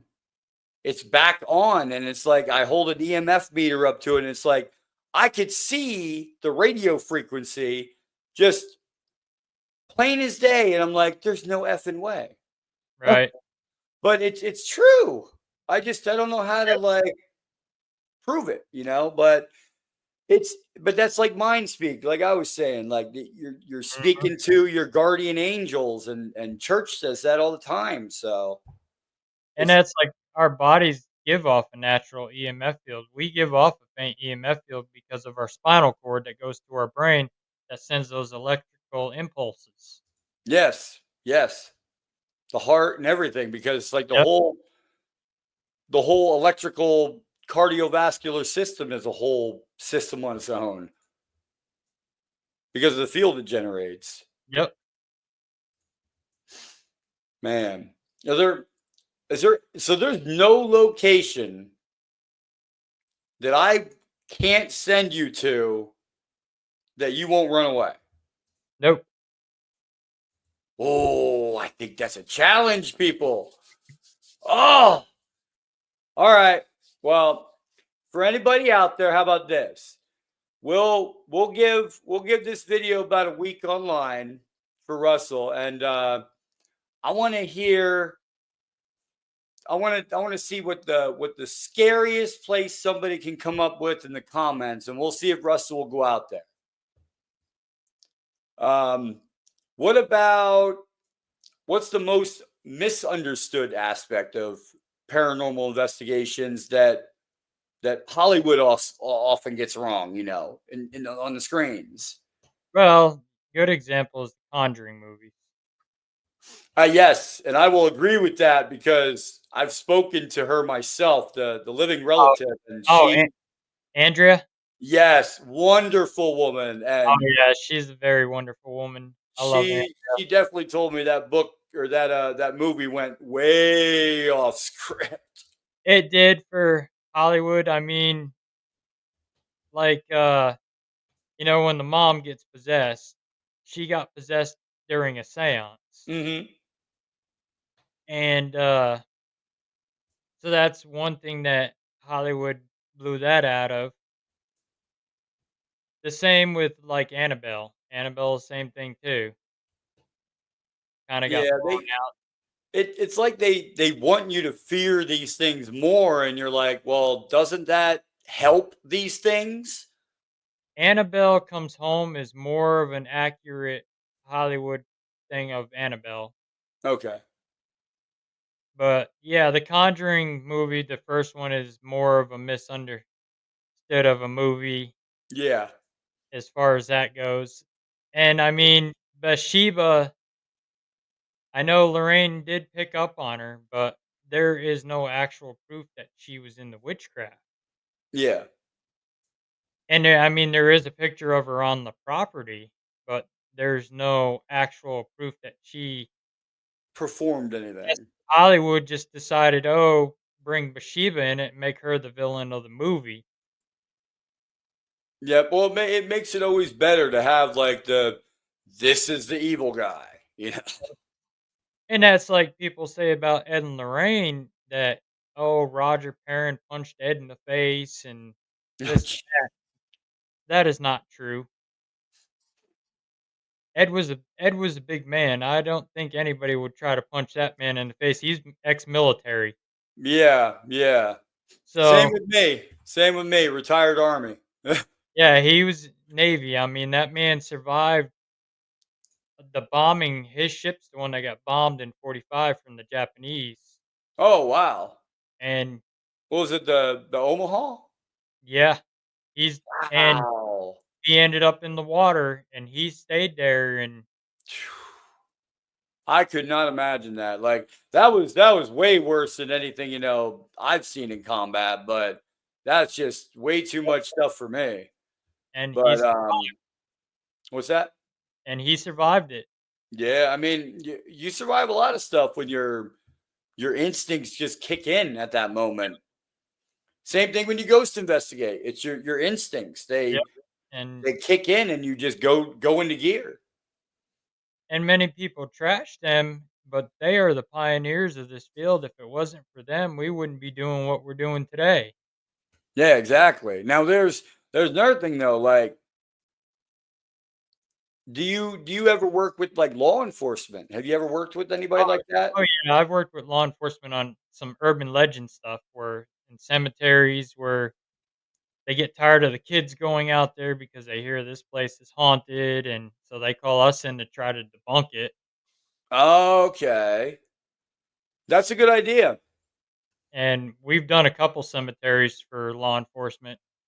Just to they put out in the morning like, "Hey, we sent this team out there and they found nothing. So it's Yep. not haunted, guys. Like you can stop coming."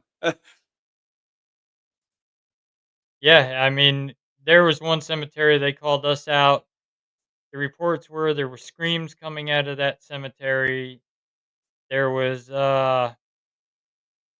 you see a blue light, your car won't start. Huh.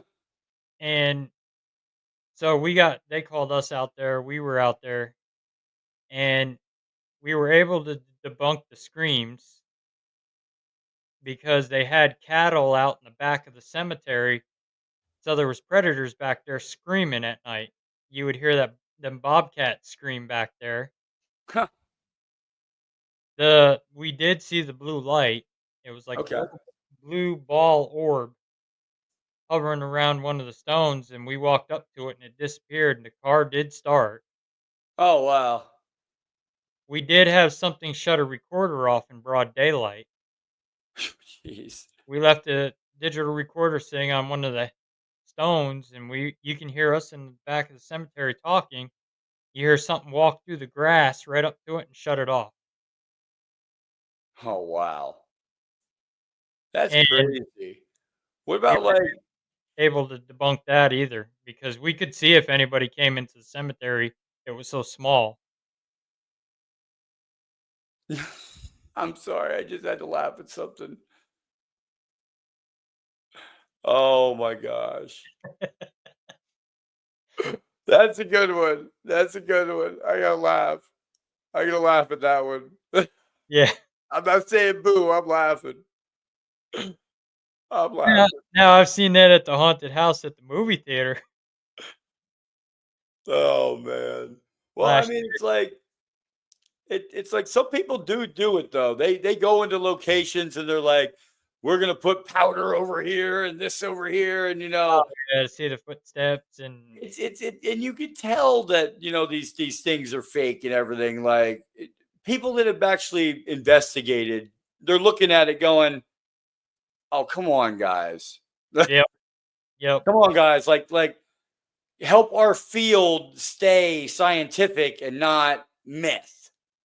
Well, we all know one that's he's still on TV Yeah, and yeah, we he won't go there.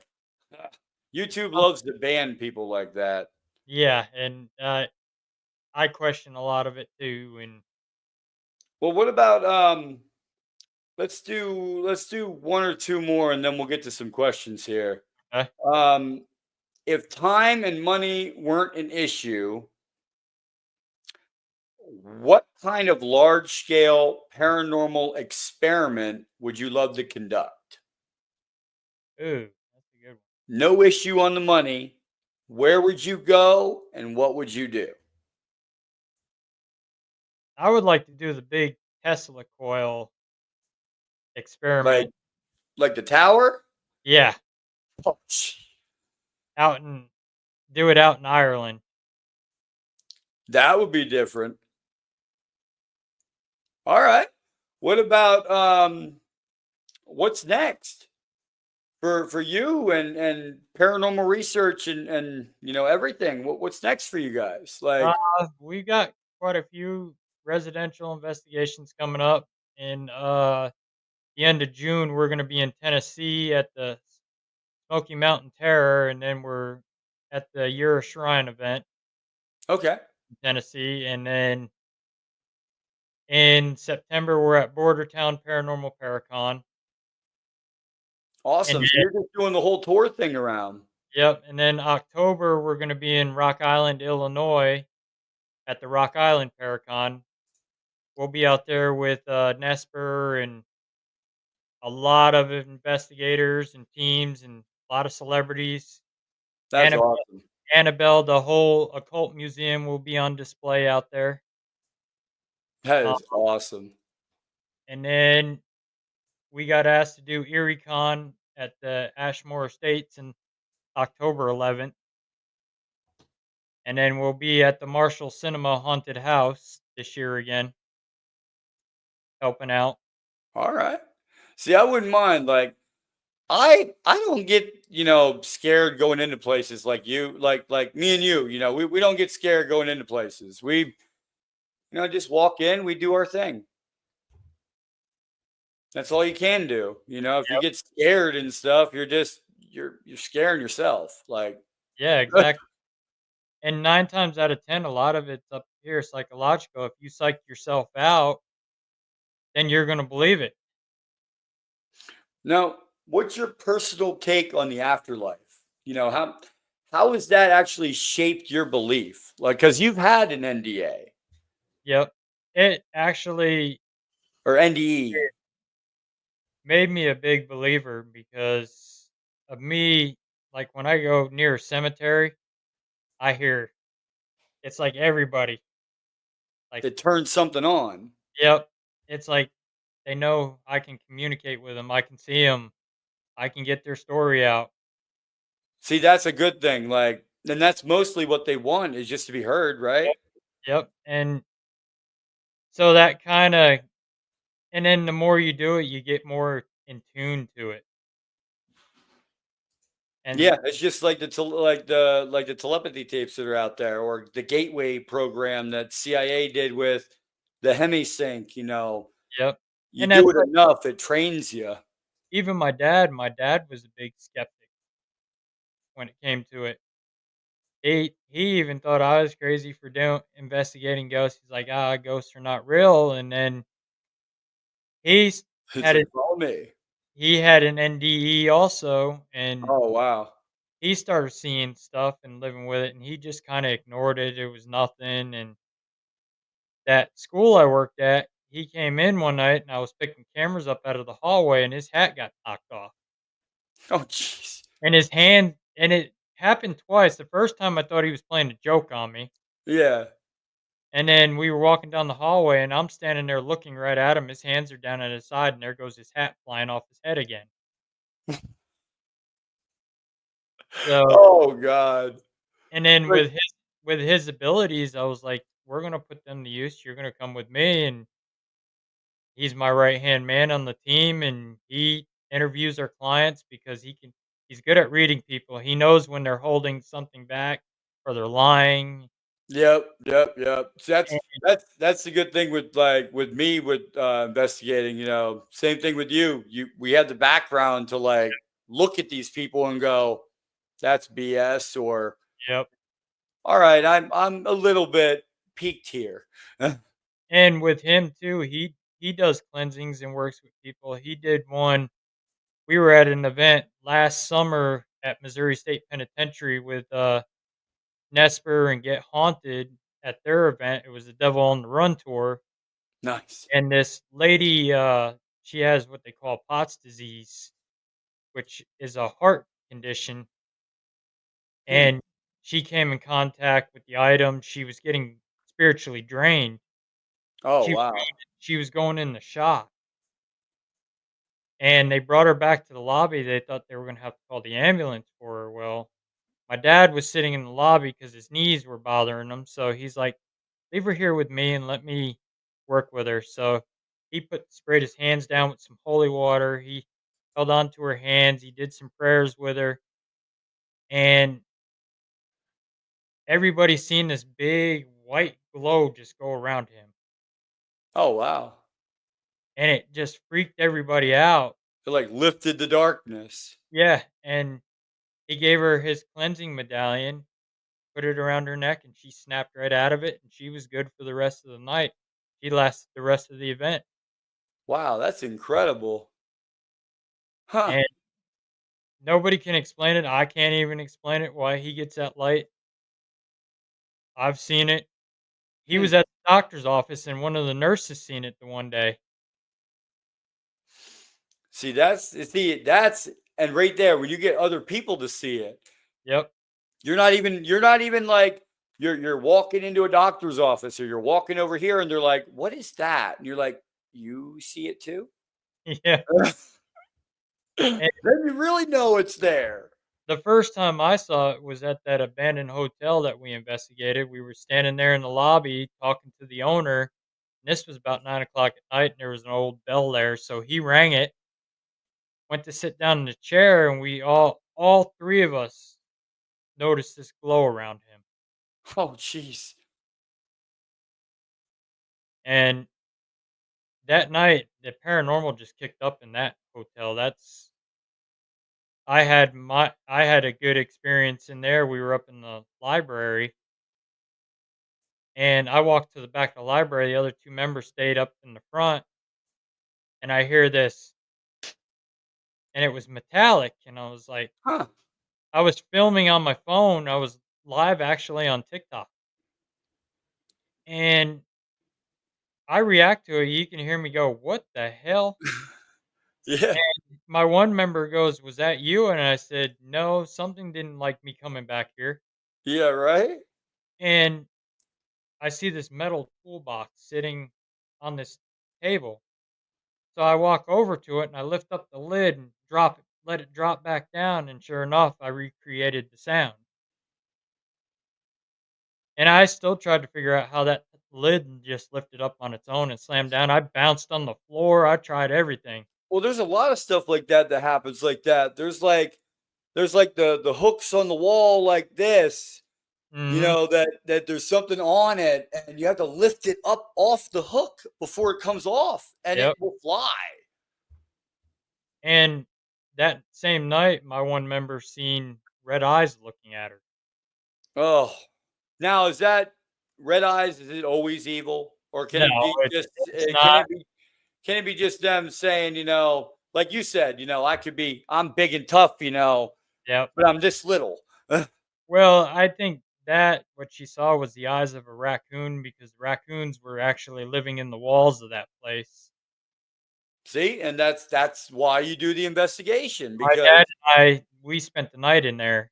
Everybody else decided they were going to go to a hotel. My dad and I were like, "No, we're just going to stay here. Why waste the money on a hotel room?" She had a little storefront with a couch and a chair.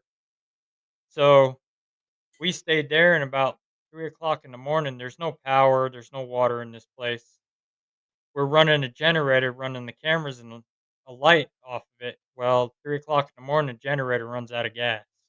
hmm, I'm like, I'm too tired to put more gas in it. The hell with it. I start falling asleep. My dad says, "Hey, wake up." I'm like, what?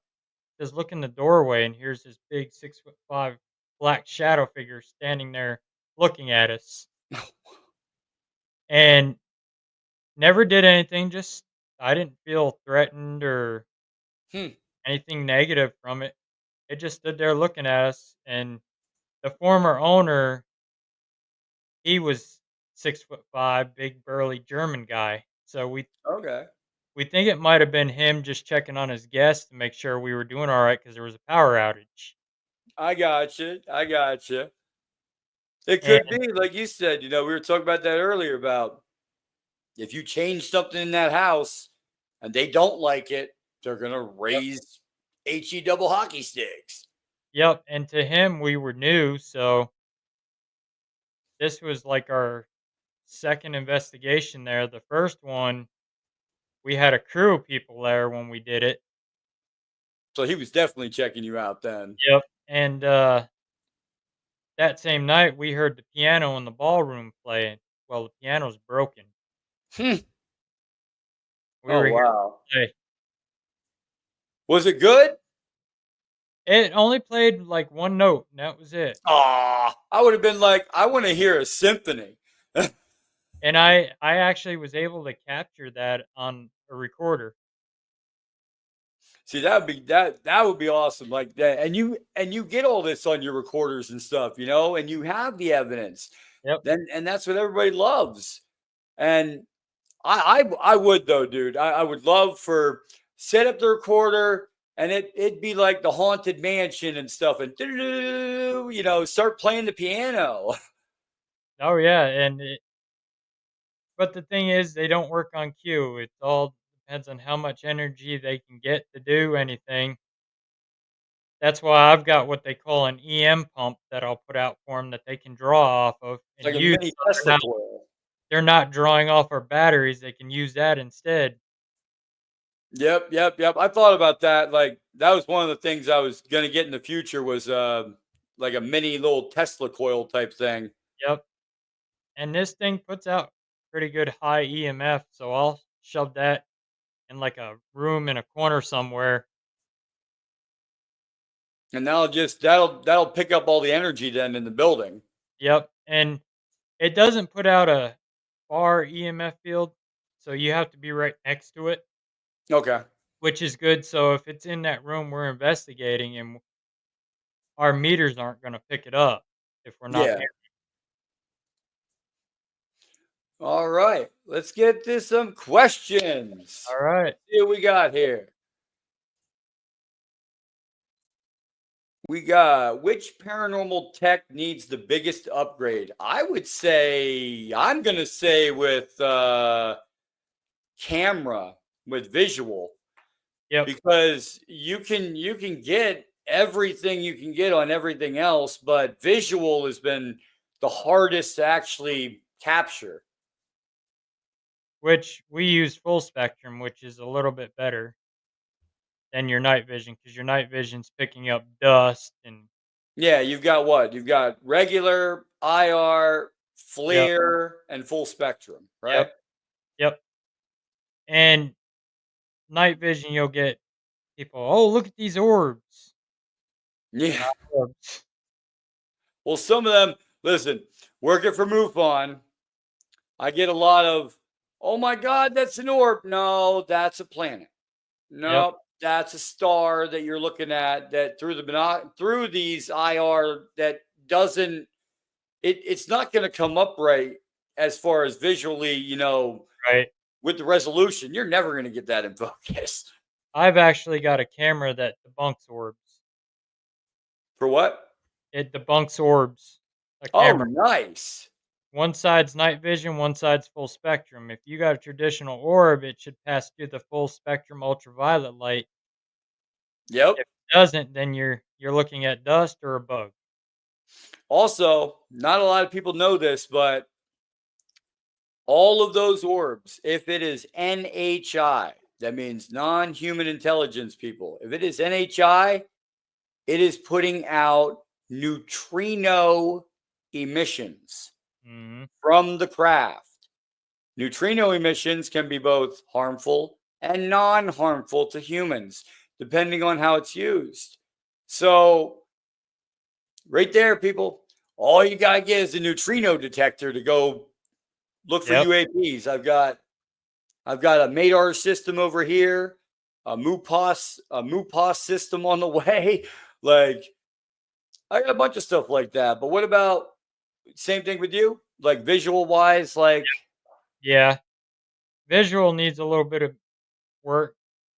The spirit boxes and stuff also, but they're starting to perfect them now. ITC is like KD Stafford.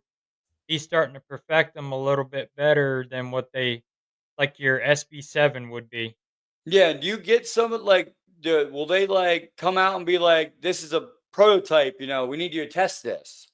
Oh yeah, well, Okay, good.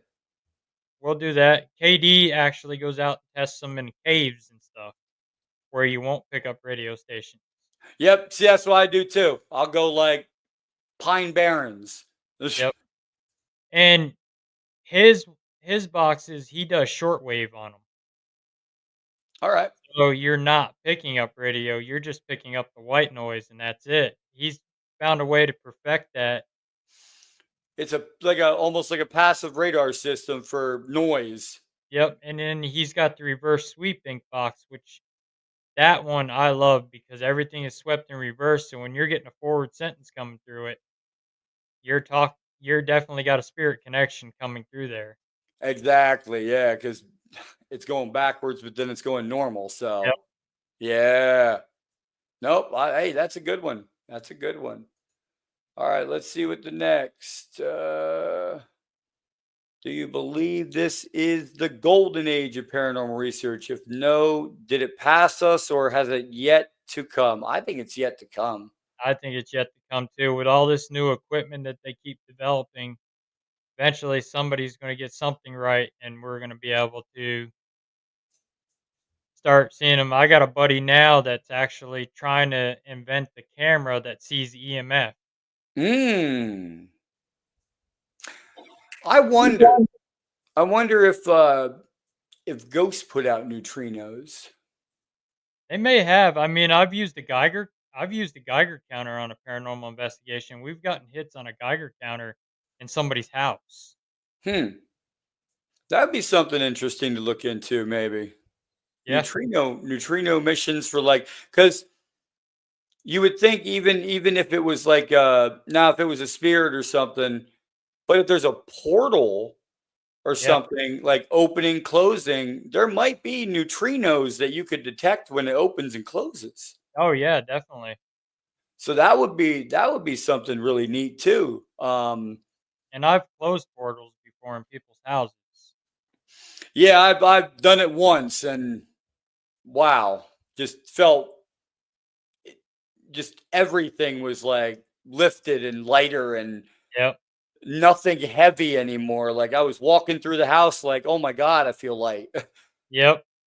I've actually had to close mirror portals too for people. Never done that before, but I've heard that is a hard one because you don't just have to do that one, you have to do all of them. Yep, it's hard.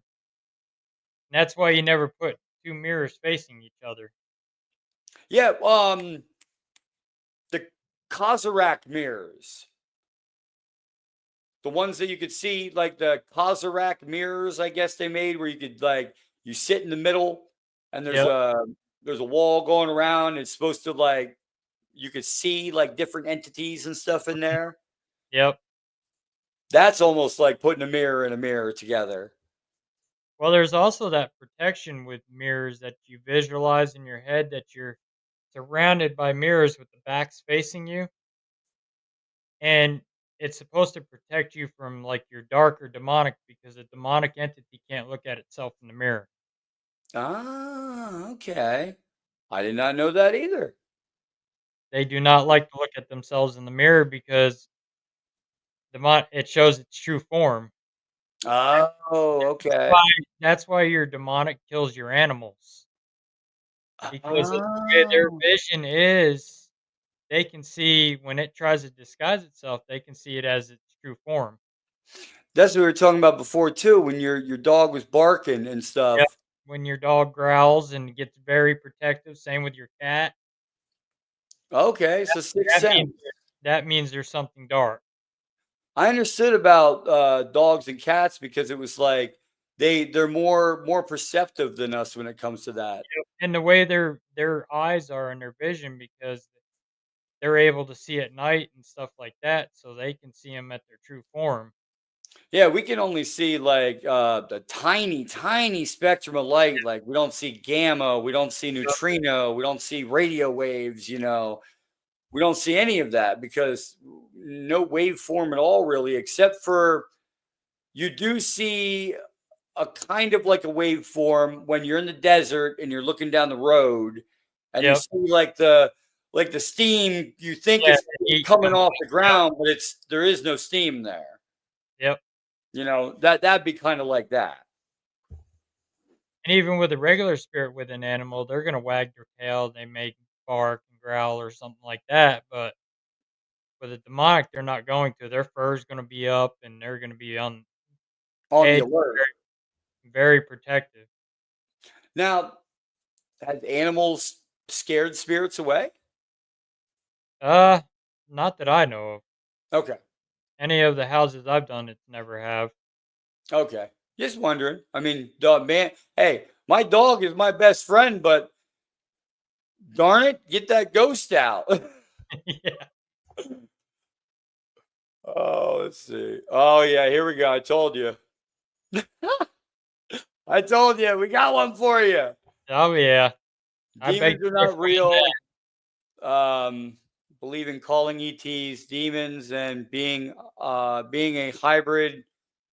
I and the family, I got mistreated with abuse and cruelty. Sorry, I got to go PTS recall. But we'll take that out the screen. But since she's a little, perturbed, but it's. I'll give it to you. Demons are real. I mean, I've seen them. I mean, a Is lot. it? But. I got to put this in there. But can you say it's demon, or can you say it's an evil entity? They're pretty much the same as what. Like, because that's kind of what she's saying here with like demons are not real because, well, like we were saying earlier, I don't like the term demon because you have good and you have bad, you have Yep. neutral, you have it's not all black and white. But yeah, I don't know. I'd have to say that's a big toss up because it is like it. I don't know. I'm gonna give it to you. They are real, but they are rare in cases. I So most mean, of the time, it's another like entity or a yep, ghost or a. yep. It's not all demonic. Like I said, you'll encounter one out of maybe 20 cases you do. So you believe in like entities from space and higher Yeah. dimensions and stuff like that. Oh, You just yeah. think that some things will come through that are demonic. Yep. Okay, I believe that too. I do. I've seen some stuff that I just there's no way in nothing that would be a good thing that I saw. I mean, like I said, I've got the battle scars to prove it. Yeah, yeah. I mean, like you got the scars, you got the proof, you've got this. I mean, that's what this is about. That's and and plus, we don't we don't definitively actually know yet. We have to get better equipment and Yep. better everything so that we can better understand it, and then we can come out and be like, this is what it is.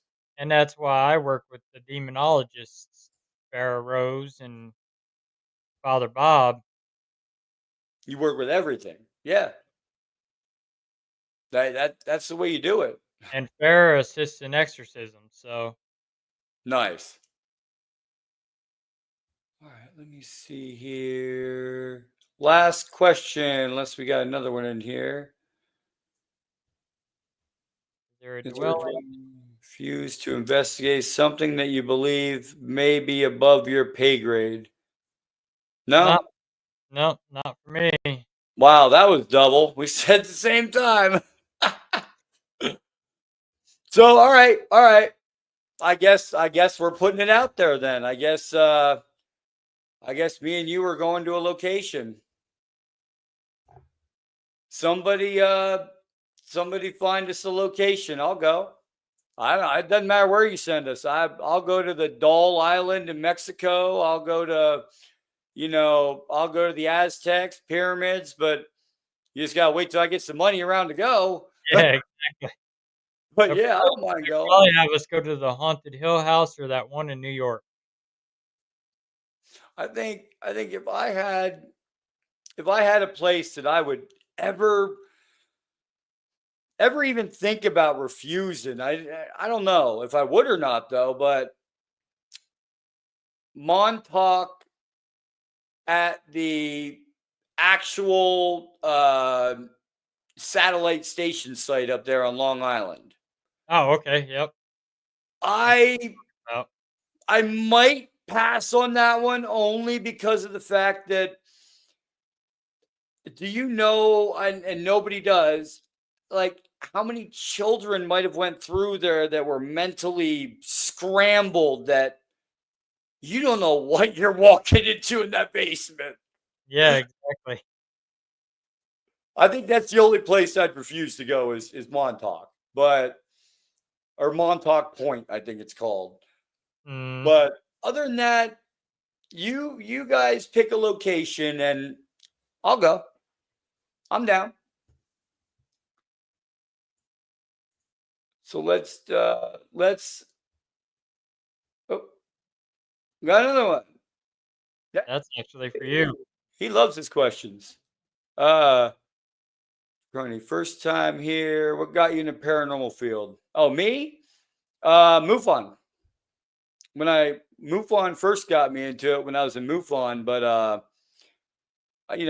you investigate different things and you like MUFON only deals with UFOs, Bigfoot, stuff like that. You know, the stuff that stuff you can see scientifically, all that. We don't deal in the ghost and paranormal, but I do that on the side because you always run into stuff like that when you're going into a Oh yeah. I'm going into a location saying, "Hey, we saw, an alien in our backyard or something, or we saw, lights in the sky, or lights went down our hallway, and they think it's alien, and it's not. That wasn't an alien that just went down your hallway or an entity. That was the spirit. That was this. That was that. But you really never know unless you get there and investigate. But yeah, that's what got me into the field. What about you, man? For me, it was when I talked about earlier in the show my paranormal experience as a kid, and then wanting me to get in to help people because as a kid, like me experiencing that, I wanted to get in to help people with their paranormal experiences and help understand it, and especially people with kids, that takes first priority for us. See, that's the best thing right there. That's what I love about you guys. When I started researching you guys and everything, I was like, I have got to have this person on because you're a very kind person. You're a very very kind person. Like you don't charge. You come out. You help them as much as you can. You don't give up on them. You're the type of people that we need out in the field. Yep. Representing the field. And a lot of that with the residential, a lot of that's starting to die off now. There's not many teams that do it anymore. It's all for theater. Everybody wants to do events and do these big haunted places, but they forget about the little people out there that are dealing with this stuff in their houses and don't know where to turn. See, That's me, why it's like me, we it's get like. called, Go ahead. we get called constantly. My phone does rings day and night constantly. Oh wow. Well, I mean, yeah, like they need help. They knew who to call. Yep. So, and there's only a few of us that deal with it. Like my family, Nesper, Ed and Lorraine's team, they still do residential. D&M Paranormal here in Missouri does. We do. All the Cold Spotters teams still do it because that's part of our deal with Cold Spotters. We're there to help. Yeah, exactly. Let's And see with here. Amanda, she doesn't take anybody and everybody. You got to be a legit paranormal team. Oh, I believe it. I believe it. Yeah, he's one of the genuine guys. I do. Thank you, I Grant. got to talking to him, and it's like me and him are like this when we were talking. Yeah, and people say I have an ego and I'm I I'm a think you have liar. a very you have a very floaty personality. I like that. They say that I show off in front of my friends and family. I'm just me. I'm not You're you're better you're here floating. than You're like a cloud. You're like, happy go lucky. Yep. I'm here to help people. I'm not better than this one, that one out there because they investigate different than me. That's Yeah, what this is. You think outside the box. You do your thing. exactly. That's the only way we're gonna get any farther. Yep. That's the only way you're gonna learn is think outside the box. Because I Exactly. mean, your ghosts from the 1800s aren't gonna know what a EMF detector is, or a spirit box, or a recorder. That's why you go in there and you tell them like this won't hurt you. This will do this or There's a team out of Texas that I was on his podcast, and they do with kids with motion lights. They'll set up like these little stools, and they'll put motion lights on it, and they'll do duck duck goose with kids. oh wow, that's cool. I've seen the human pendulum done too, Nice. which See, actually works pretty well too for communicating yes and no. But you got to get somebody that's trustworthy, that's willing to be the pendulum. Yeah, I mean, I don't really have an ego. I just have like, I just tell it how it is. That's me. I don't know if that's egotistical by telling it how it is, but it's like that. It's like, okay, somebody comes at you and they're like, you know what? You investigated the haunted mansion and you put out this evidence and it's all fake. And you're like, well, it's raw video and, here's the raw feed and you can see for yourself and blah, blah, blah, blah, blah. And they're like, Right. see it for yourself. That's the way I am. Like, I'm more of a like, okay, I'm here. If you want to be here and help the conversation, let's go. If you don't, Yep. I mean, I'm still going to be around. I'm retired from the military, so when I started this podcast, I'm not reliant on money. So when I investigate, same thing as him. He's probably not reliant on money either. He has, another thing he does. And that's what we have to do. This is a side thing. And then once we get enough people in here and get enough you know, connections, then we can, start to build a better community. One that's not based on this whole money system. Like, I ain't worried about the money. Yep. Me neither. I'm not in it for the fame or the money. Nope. Yes, Like, I'm related to the famous couple that paranormal investigators, John Zaffis, that were yeah. all on TV. I'm just me, and it's not like people think. I've known that I was related to Ed and Lorraine my whole life. I didn't find out till a few years ago. Oh wow. So I was doing genealogy on my family and found a cousin who was related to him that put all the pieces together. See, that's pretty cool. Like later on down the line, putting everything together. It's not only Ed and Lorraine. I'm related to Lizzie Borden. I'm related to Vincent Price and Boris Karloff and Walt Disney. Oh wow. So, Hey, you got a good family line going there. so that's also why my calling was to the paranormal too, probably because of my bloodline. Yeah. Yeah, blood does call to stuff that you do. Let's see, what's the darkest case? My darkest one would be that partial possession case that I did where the upside down cross got scratched in the lady's neck and her eyes rolling in the back of her head. Did you have to leave and immediately get like an exorcist in there that day or No, she wasn't to the point where she needed an exorcism yet. That was that entity basically showing us, "Hey, look what I can do. You keep pressing your luck, and it's gonna get worse."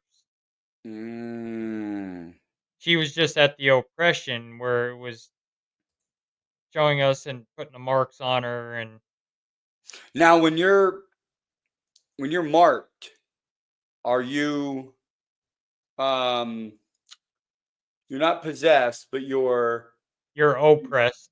are you connected? Yeah, that entity's already connected to you. You're its target. Because that's what they say about like skinwalkers and stuff too. Like if they mark you, then they can follow you. Oh yeah, and skinwalkers are a different breed. I've worked a skinwalker case here in Missouri, and Hmm. it actually attacked my father and pinned him up against a tree. Oh wow. And he kept having this bruise that kept showing right here on his wrist for like 2 weeks straight. Whew. But I didn't stick around because of my dad and I both were both part Native American. Yep. His mom was full blooded Comanche Indian, which are descendants off the Navajos. Oh wow. And it almost killed me that night. I almost got impaled by a fence post through my stomach. It threw it at you? No, we were walking. We heard something up in the upper part of the cemetery, and we started walking up there. And I had my buddy from Livingston Paranormal Society with me, and he shined the light down. He says, "Stop! Don't walk any further." I was like, "Okay, what?" And I looked. He says, "Look down," and it was that close to going through my stomach. It was almost touching me. Oh my gosh. Then an owl sounds off right above our heads. Owl. Now is that I've heard of that too with owls. Now with owls, is it extraterrestrial or interdimensional or Well, if you in the Native American belief, some Native Americans believe that an owl is a messenger of death. now don't they also believe that it's part of knowledge? Some do, yeah, some Okay. tribes do, and some tribes believe that an owl, if you're hearing an owl next to you, Okay. it's a messenger of death. Wow. But that skinwalker shapeshift from a red-tailed hawk to that owl. Whew. I've seen that before actually. There was some show online where they were chasing one and it was night vision and the guy said he shot it with an arrow Mhm. in the back and wrestled it down and by the time he went to go like grab whatever it had on him, it like flew out as a bird and I was like, Yeah, you're not gonna kill a skinwalker. They're an old Navajo witch doctor. yeah, aren't they like they do something to get the power to be able to transform, but it's so grotesque Yeah. and something that you do that, it literally will break your mind. Oh, yeah, you see an animal acting kinda retarded that doesn't act right. Like, 2 of my members decided they were gonna go back there during the day, Mm. which I told them, I said, "Stay out of that cemetery." They went back there and they seen this squirrel couldn't even climb a tree. Now, oh, isn't that rot disease or what's it called? That disease that's going through the animals now. Yeah, there's something like that, but this, they said, was kinda acting weird. It wasn't like a disease. They said it just couldn't like, it couldn't climb a tree, Wow. so they Can think can a ghost possess an animal? yeah, they can. I mean, a dog, they can Hmm. possess a dog like your Amityville case where that dog got Okay. Yeah, nasty and that's very true then. Yeah, I was just thinking about that. I'm like, wow. So like, oh wow, that now that would be something. Um, somebody in here get an Amazon parrot that can speak 10 million languages, and we're gonna see if we can get that possessed. right. Oh boy. Oh, here we go. Do you think the way that YouTube, Google runs genuine, true paranormal investigating by pushing to use some clickbait words with their demons showing a scary face? I mean, anything online is going to be considered clickbait. Even this is, Yep. It just depends on if it's for the right reasons or not. Like if you're sitting there and you're giving factual information, I'm all for it. But if you're going to sit there and put a scary mask on and jump around the corner and scare me or something, and it's not scientific and all that, I'm just click next. The only one for YouTube I would trust because they got a reality check was Mm. Overnight Paranormal because they did an investigation in the Warrens Occult Museum. And the first time they asked, they said no to them Oh, because geez. they weren't ready and how Who they is were this again? Overnight Paranormal Overnight Paranormal. Okay. YouTube. And then they asked several years, they asked again, and finally they said, yes, you're ready now. Huh. Well, it And was probably the attitude they're in. Like, yeah, it was the attitude, and they were fooling around. They weren't taking it seriously, you don't want somebody at your house that's going to rile everything up. You want a especially in professional. especially in that museum. You do not wanna rile anything up in that place. Well, you get people hurt too. I mean, the shadow doll alone is also dangerous too. That shut down the whole power grid in West Monroe, Connecticut, so Well, have you seen these guys that are on YouTube that open these divot boxes they buy online? Like mhm. every time they do that, I'm just like, well, there goes another one. And most of them do it for entertainment on YouTube. They're hoping to get their own TV show and Yeah, until something comes home with them. yep, and they just play around. I mean, the Foreman brothers, I've watched a little bit of their stuff. I can't really say that they're fake in their aspects, but there's quite a few of them that I question quite a bit on it because one of them that's on YouTube, I investigated a place that they were at, Yeah. and the stuff they said in their video was never caught.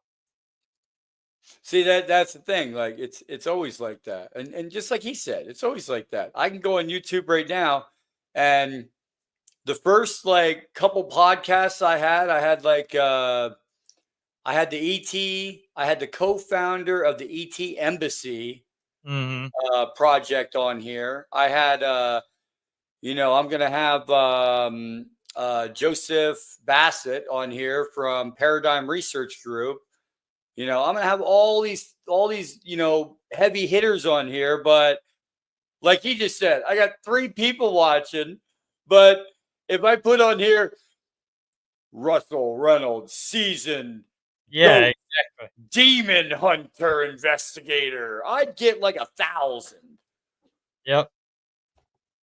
Yep, Yeah, exactly. you are right, man. That's another thing, like the clickbait you were talking about. Well, there was one YouTuber I asked to be on my podcast, and as soon as I asked him, I was immediately blocked and his profile was deleted.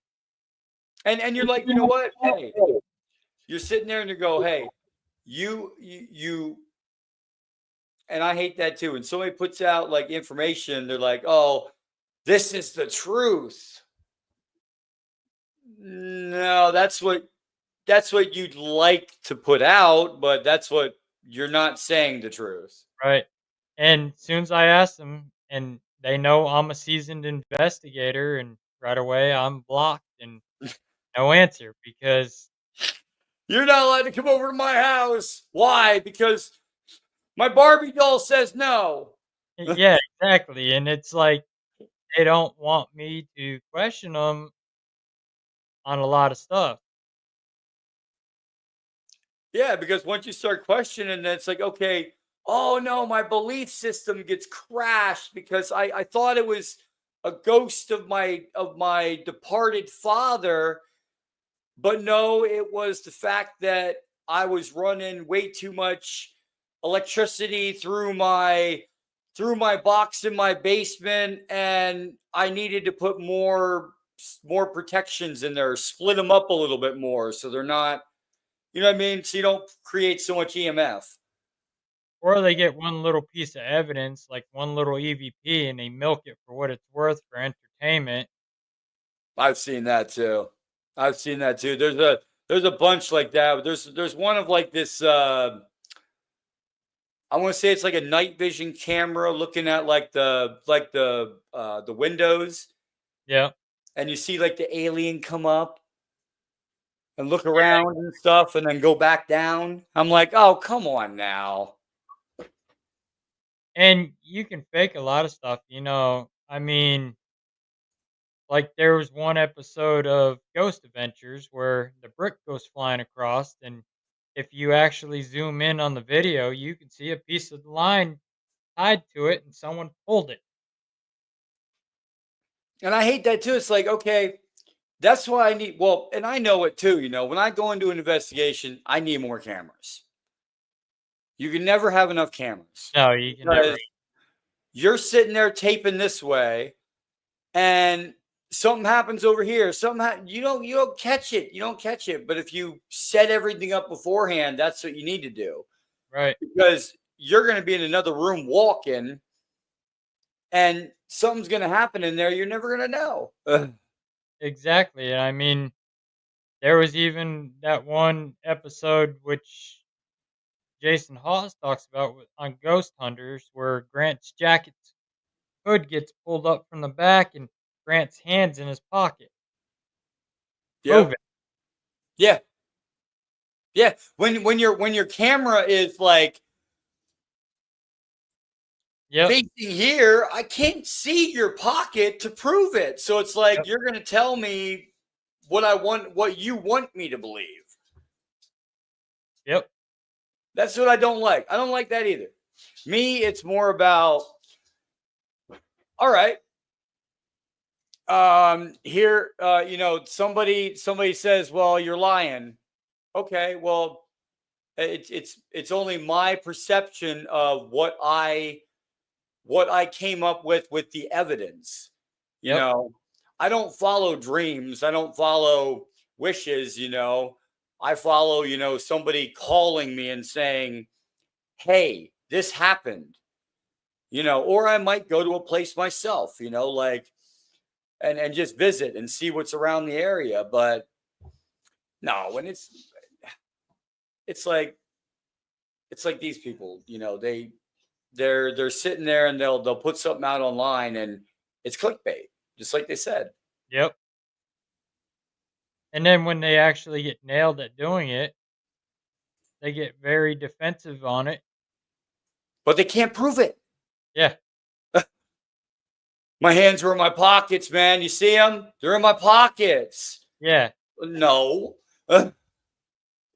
Where's the little fishing line attached to it with a hook pulling on it? Yeah, like there's so many things out there. Now, I have seen pretty, good videos too. I'm not saying they're all bad. I'm No, not saying, everybody makes up the stuff either, but it's like you use your gut, use your brain. Like if I go to an investigation, people, and I'm going to tell you this is what happened, I'm going to have a camera facing every angle of that room that's going to catch 360 because Yep. I want to be able to prove it to myself. And that's even like us. What you see is what you get. If we don't catch nothing, that's what you're gonna see. Yeah, We're not like and we're not me. gonna pick nothing for anybody.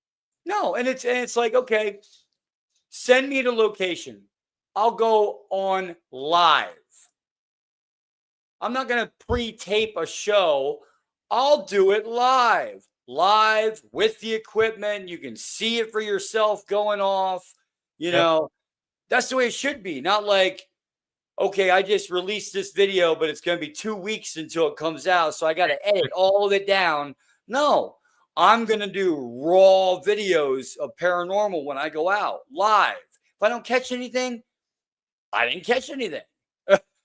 That's what I do. I do live I'll ask clients about going live in their house, and that's all you'll see is the investigation. You won't see them, but Yep, so people can actually see it's more for educational purposes. So, exactly. like, there was one investigation, I was sitting in the closet and the REM pod's going off on the Mel meter. Yep, and that's how you have evidence, though. You show it. If you're going to sit there and say this happened, show me it happened, Yep. and I believe you. But all right, let me see here. At the end of the day, everyone's looking for definitive proof, not a maybe or it's fake or this. Yeah, it is. We are. At the end of the day, we're just looking for proof. And that's what I said, you follow the science. You Yep. don't follow, whispers or this or that. You have a machine, you get results, you put out the results. Well, that's like pendulums. I'm very skeptical on pendulums because they can be easily manipulated if you're moving your hand or you're say you got a little twitch like that, can move it back and forth. I'll I run I'll run an equipment with it. I I appreciate the offer, but that is one thing I'd never ask. I'd never ask anybody to fake anything for me. Sorry, guys. That will never happen. If anything ever came out on my podcast that was fake, I will officially take the hit for it because I didn't catch it, but somebody else did. You Right. know, I'm not going to catch everything. Russell's not going to catch everything, but that's why we have, all this, connections and contacts. And, I'm not a photo expert. I'm not a video expert, but I know somebody who is. Right. And that's even like the Amityville case where my cousins had caught that little boy peeking out of the doorway. Now that's captured on a 35 millimeter camera. Exactly. So, and there's no kids in the house. The Lutzes are gone. So how do you explain something like that? And Yeah. people try to say, "Oh, There's that's fake. They made that up." Back then, when that was taken, there's no such thing as Photoshop. And it's a 35 millimeter camera that's on a negative. You could Yep, see the negative roll. exactly. Wow. Yeah, that's mostly what people are doing. Let me see here.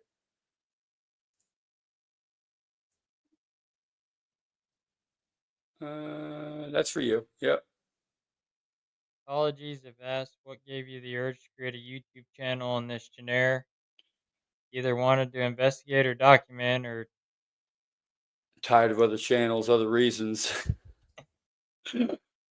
I created mine so you can actually see my investigations plus my podcasts and to educate. Yeah. I Yeah. do And that's I do a lot of lectures and stuff like that. I get asked to guest speak and what we should all be here for. If you're gonna investigate the paranormal, be here for the right reasons. yep, do it for the right reasons, not the wrong ones. Yeah. Like I said, There's so I much drama in this field right now, it's ridiculous. yeah, and then you know what? It's like and it's also, groups fighting with other groups. It's like ghost hunter group versus ghost hunter group. And it's like, dude, I don't care. I'm just Yeah, gonna, do my thing. And if we align, we align. But if exactly. we don't, we don't. If they'd spend more time investigating the paranormal that they do fueling the drama, maybe we'd make some more headway in this field. But instead, they want to trash each other, who can cut whose throat, stab this one, stab that one in the back, and it's just crap. I mean, Oh yes. That's me. The same question about you creating your channel. I created this channel to give people a voice. That don't that either don't have the means to have a podcast or anything, and can come on here and tell their story. That's why I made this podcast in the first place. It's not about the money. Could care less about that. Like I said, mine is based off of, love and trust. And this guy here is awesome. He's doing it for the right reasons, and that's why I have him on my podcast. It's not about clickbait and this and that. Yeah. It's about doing what you're passionate about, showing the evidence, and giving people more information that they didn't already have. That's it. You educate. Yep. But that's pretty much why I created this podcast in the first place, was to give people a voice, to give, people like Russell a voice. Hey, anytime he wants to come on here, give me a phone call, text, and you'll be on here that night. That's what I'm offering, for everybody. You go into a location and it's haunted. Hey, come on the show. Let's do a live tonight. Let's go live on location. I'll give you the floor. It's all you. You got the floor. Show me what's going on. Right. That's why I created the podcast. So if anybody, had wanted to know, that's why. Give people a voice. Retired military, any paranormal stories when I served? Oh, I do have a good one. So I'm in Iraq and I'm in my bunk. And there's nobody in there. Okay. My buddy just left. My buddy went down to latrines. These are like almost like little trailers, kind of, with like sandbags all around them and like two beds, like one on each side. Little cubby holes. And then all of a sudden, I hear this voice coming from the other side of the room. I'm just like, I'm like half awake and I'm waking up. I'm like, I thought didn't he go into the, and I started getting up and I started walking over. Soon as I walked over to the other side, it was like I interrupted something doing something over there. Oh yeah, I got hit in the face. It was like, and I still think to this day that I had to have been sleepwalking, dreaming something, because I still don't actually believe that happened, but it did. I walked to the other side and get hit in the face with this like book from my buddy's bed. And he walks in and he's like, "What are you doing?" I'm like, I just need to go lay back down, dude. Like, I think I'm seeing things right now. I got to lay back down.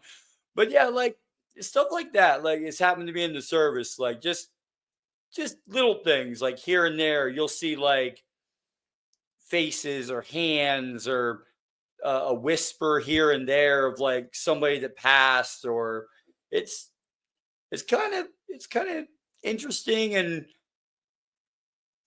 yeah, a little freaky at the same time. But what about you, man? Like, what about you? Like, as far as like paranormal goes? Well, I was never in the service, but yeah, it still gets me. I get shocked sometimes when I run into stuff and something quick happens. That's your normal body reaction when it comes to that.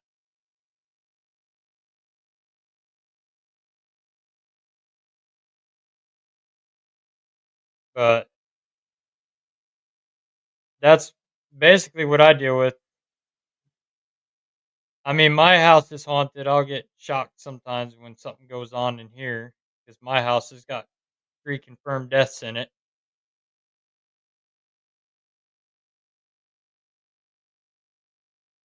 I can't hear you. When you got there, though, you said, you went in and you went cleanse. This house I didn't cleanse it. when I got here. So you 'Cause do that it like when you're going out, come back in. Yep. Okay. All right. What's here is one guy was killed in a tornado here in '75, and my mom passed away here, and then another guy had died, uh, from cancer here. So, I don't I don't cleanse it out. If they're free to come and go as they please. They don't bother me, I don't bother them, but they do like to be acknowledged. Oh yeah. That's If that's all they do. Like it's like, hey, please talk to me. Like, I was on another podcast and I didn't acknowledge them, so they were cutting my equipment out, and then once I acknowledged them, then they stopped it. oh jeez. Wow. And it was on with a psychic, and she was picking up on it because she even said to me, "Your house is haunted." And that's when you're like, well, hey, it is what it is. And do you oh, what is this? Oh, this is for me. Brown former Army sidewalk. I do not remember that. I was actually not there for that one. I was deployed from 2006 to 2007. So I wasn't down there for that one, and I'm not quite sure. I remember the story, but I'm not quite sure exactly about the incident that happened because, like I said, I wasn't there for that. I saw Tammy, Garrison said about love to have you on the podcast. Oh yeah, that's yeah. She's my co-host. Oh, okay. she's my co-host. Yeah, she's in the hospital right now. She had some surgery done, so she's recovering right now in her hospital bed, but she's joining us. Oh, prayers. Hope you get well soon. Yeah, that was the last thing I was gonna put out was about the prayers for my mom and everything that she just got out of surgery and everything and send some love and support her way. But let me see a question. You can go first if you want. Yeah, for like us dealing with the demonic, you got to have a strong faith to battle something like that. If you don't have faith, you're gonna get yourself hurt, even killed by them. I'm gonna say I gotta read that again real quick. I'd say it's not important that you go to church. It's important that you believe in a higher power. Yep, It doesn't matter if it's God, Buddha, Hinduism, whatever. If you're believing in a higher power that can help you personally in your journey, and it's a loving entity and not warlike, then you know, that that would being a part of church, involved in your faith. Yeah, I mean,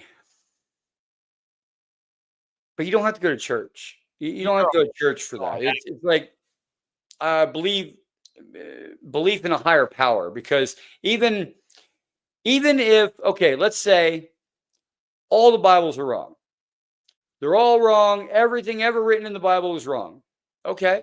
Well, we still came from someplace higher. They still came from someplace higher, and Yep, so forth, and so forth, and so forth. And so eventually you're going to get to a God that is just going to be almighty. So that, yeah, I mean, I believe in a higher power. I just don't necessarily believe that you have to go to church to achieve that.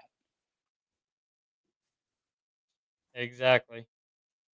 I mean, we'll go to the church to get a blessing before we go out on the demonic case because we need that extra power to battle stuff like that. But I mean, if we're going out to deal with a regular spirit, just Yeah, doing the regular stuff at home is fine. exactly. Exactly. But all right, let's go ahead and close it out with final message to listeners. Where can they where can people follow your work, and how can they get involved and help you with what you're doing? You can find us on Beyond Life Paranormal Research Missouri, Cold Spotters Missouri on Facebook, Beyond Life Paranormal Research, the Missouri edition on YouTube, BLPRMO on TikTok, Beyond Life Paranormal Research Missouri on Instagram. You can find me on Supernatural Inc. on Facebook and YouTube every Saturday night at the Beyond Life Paranormal podcast. If you need help with any investigations or house investigations, you can look us up on Google. My number's on there, or even on Facebook. My number's there. You can just call us. You can email us at beyondlifeparanormalresearch@gmail.com. I also have the website is in the description for the Beyond Life Paranormal Research Missouri. So anybody needs his website, it's also in the description. No, we're not on Twitter or anything. We're on Facebook and Instagram and TikTok. Yeah, yep. But hey, who knows? Expanding, right? Expanding. Yep. All We're right. actually getting ready to start a Rumble channel also. So, Oh, nice, nice. All right, man. We'll stick around afterwards. We'll have a chat real quick. all right. All right, man. Give me 1 second and we'll close this out. Hey, man. Oh, man. I love this guy. I'm gonna have him on again because he's got a lot of information, a lot of great information for you guys about the paranormal, about the inner aspects of the veil. Come on, guys. Who does not want to know about the other side? Like, everybody here wants to know about it. My pet has passed away. My dog has passed away. My family member. But guess what? Are they really gone? Contact Russell Reynolds. Let's find out. All right, guys. Have a good night. And I will see you guys on, let me think here. We have one coming up on Saturday with with Woolwine. Woolwine. Woolwine. I gotta remember that. Oh, he's got a different name, believe me. It's a tongue twister, but anyway, it is Jeff Woolwine. He's the groundbreaking researcher and lasting impact on the field of UAP studies. He is the one that founded the term the jellyfish UFO. We will have him on Saturday. So stay tuned, guys, and thank you for tuning in to the Galactic Family Podcast. Peace, love, and light, everyone. Have a good night.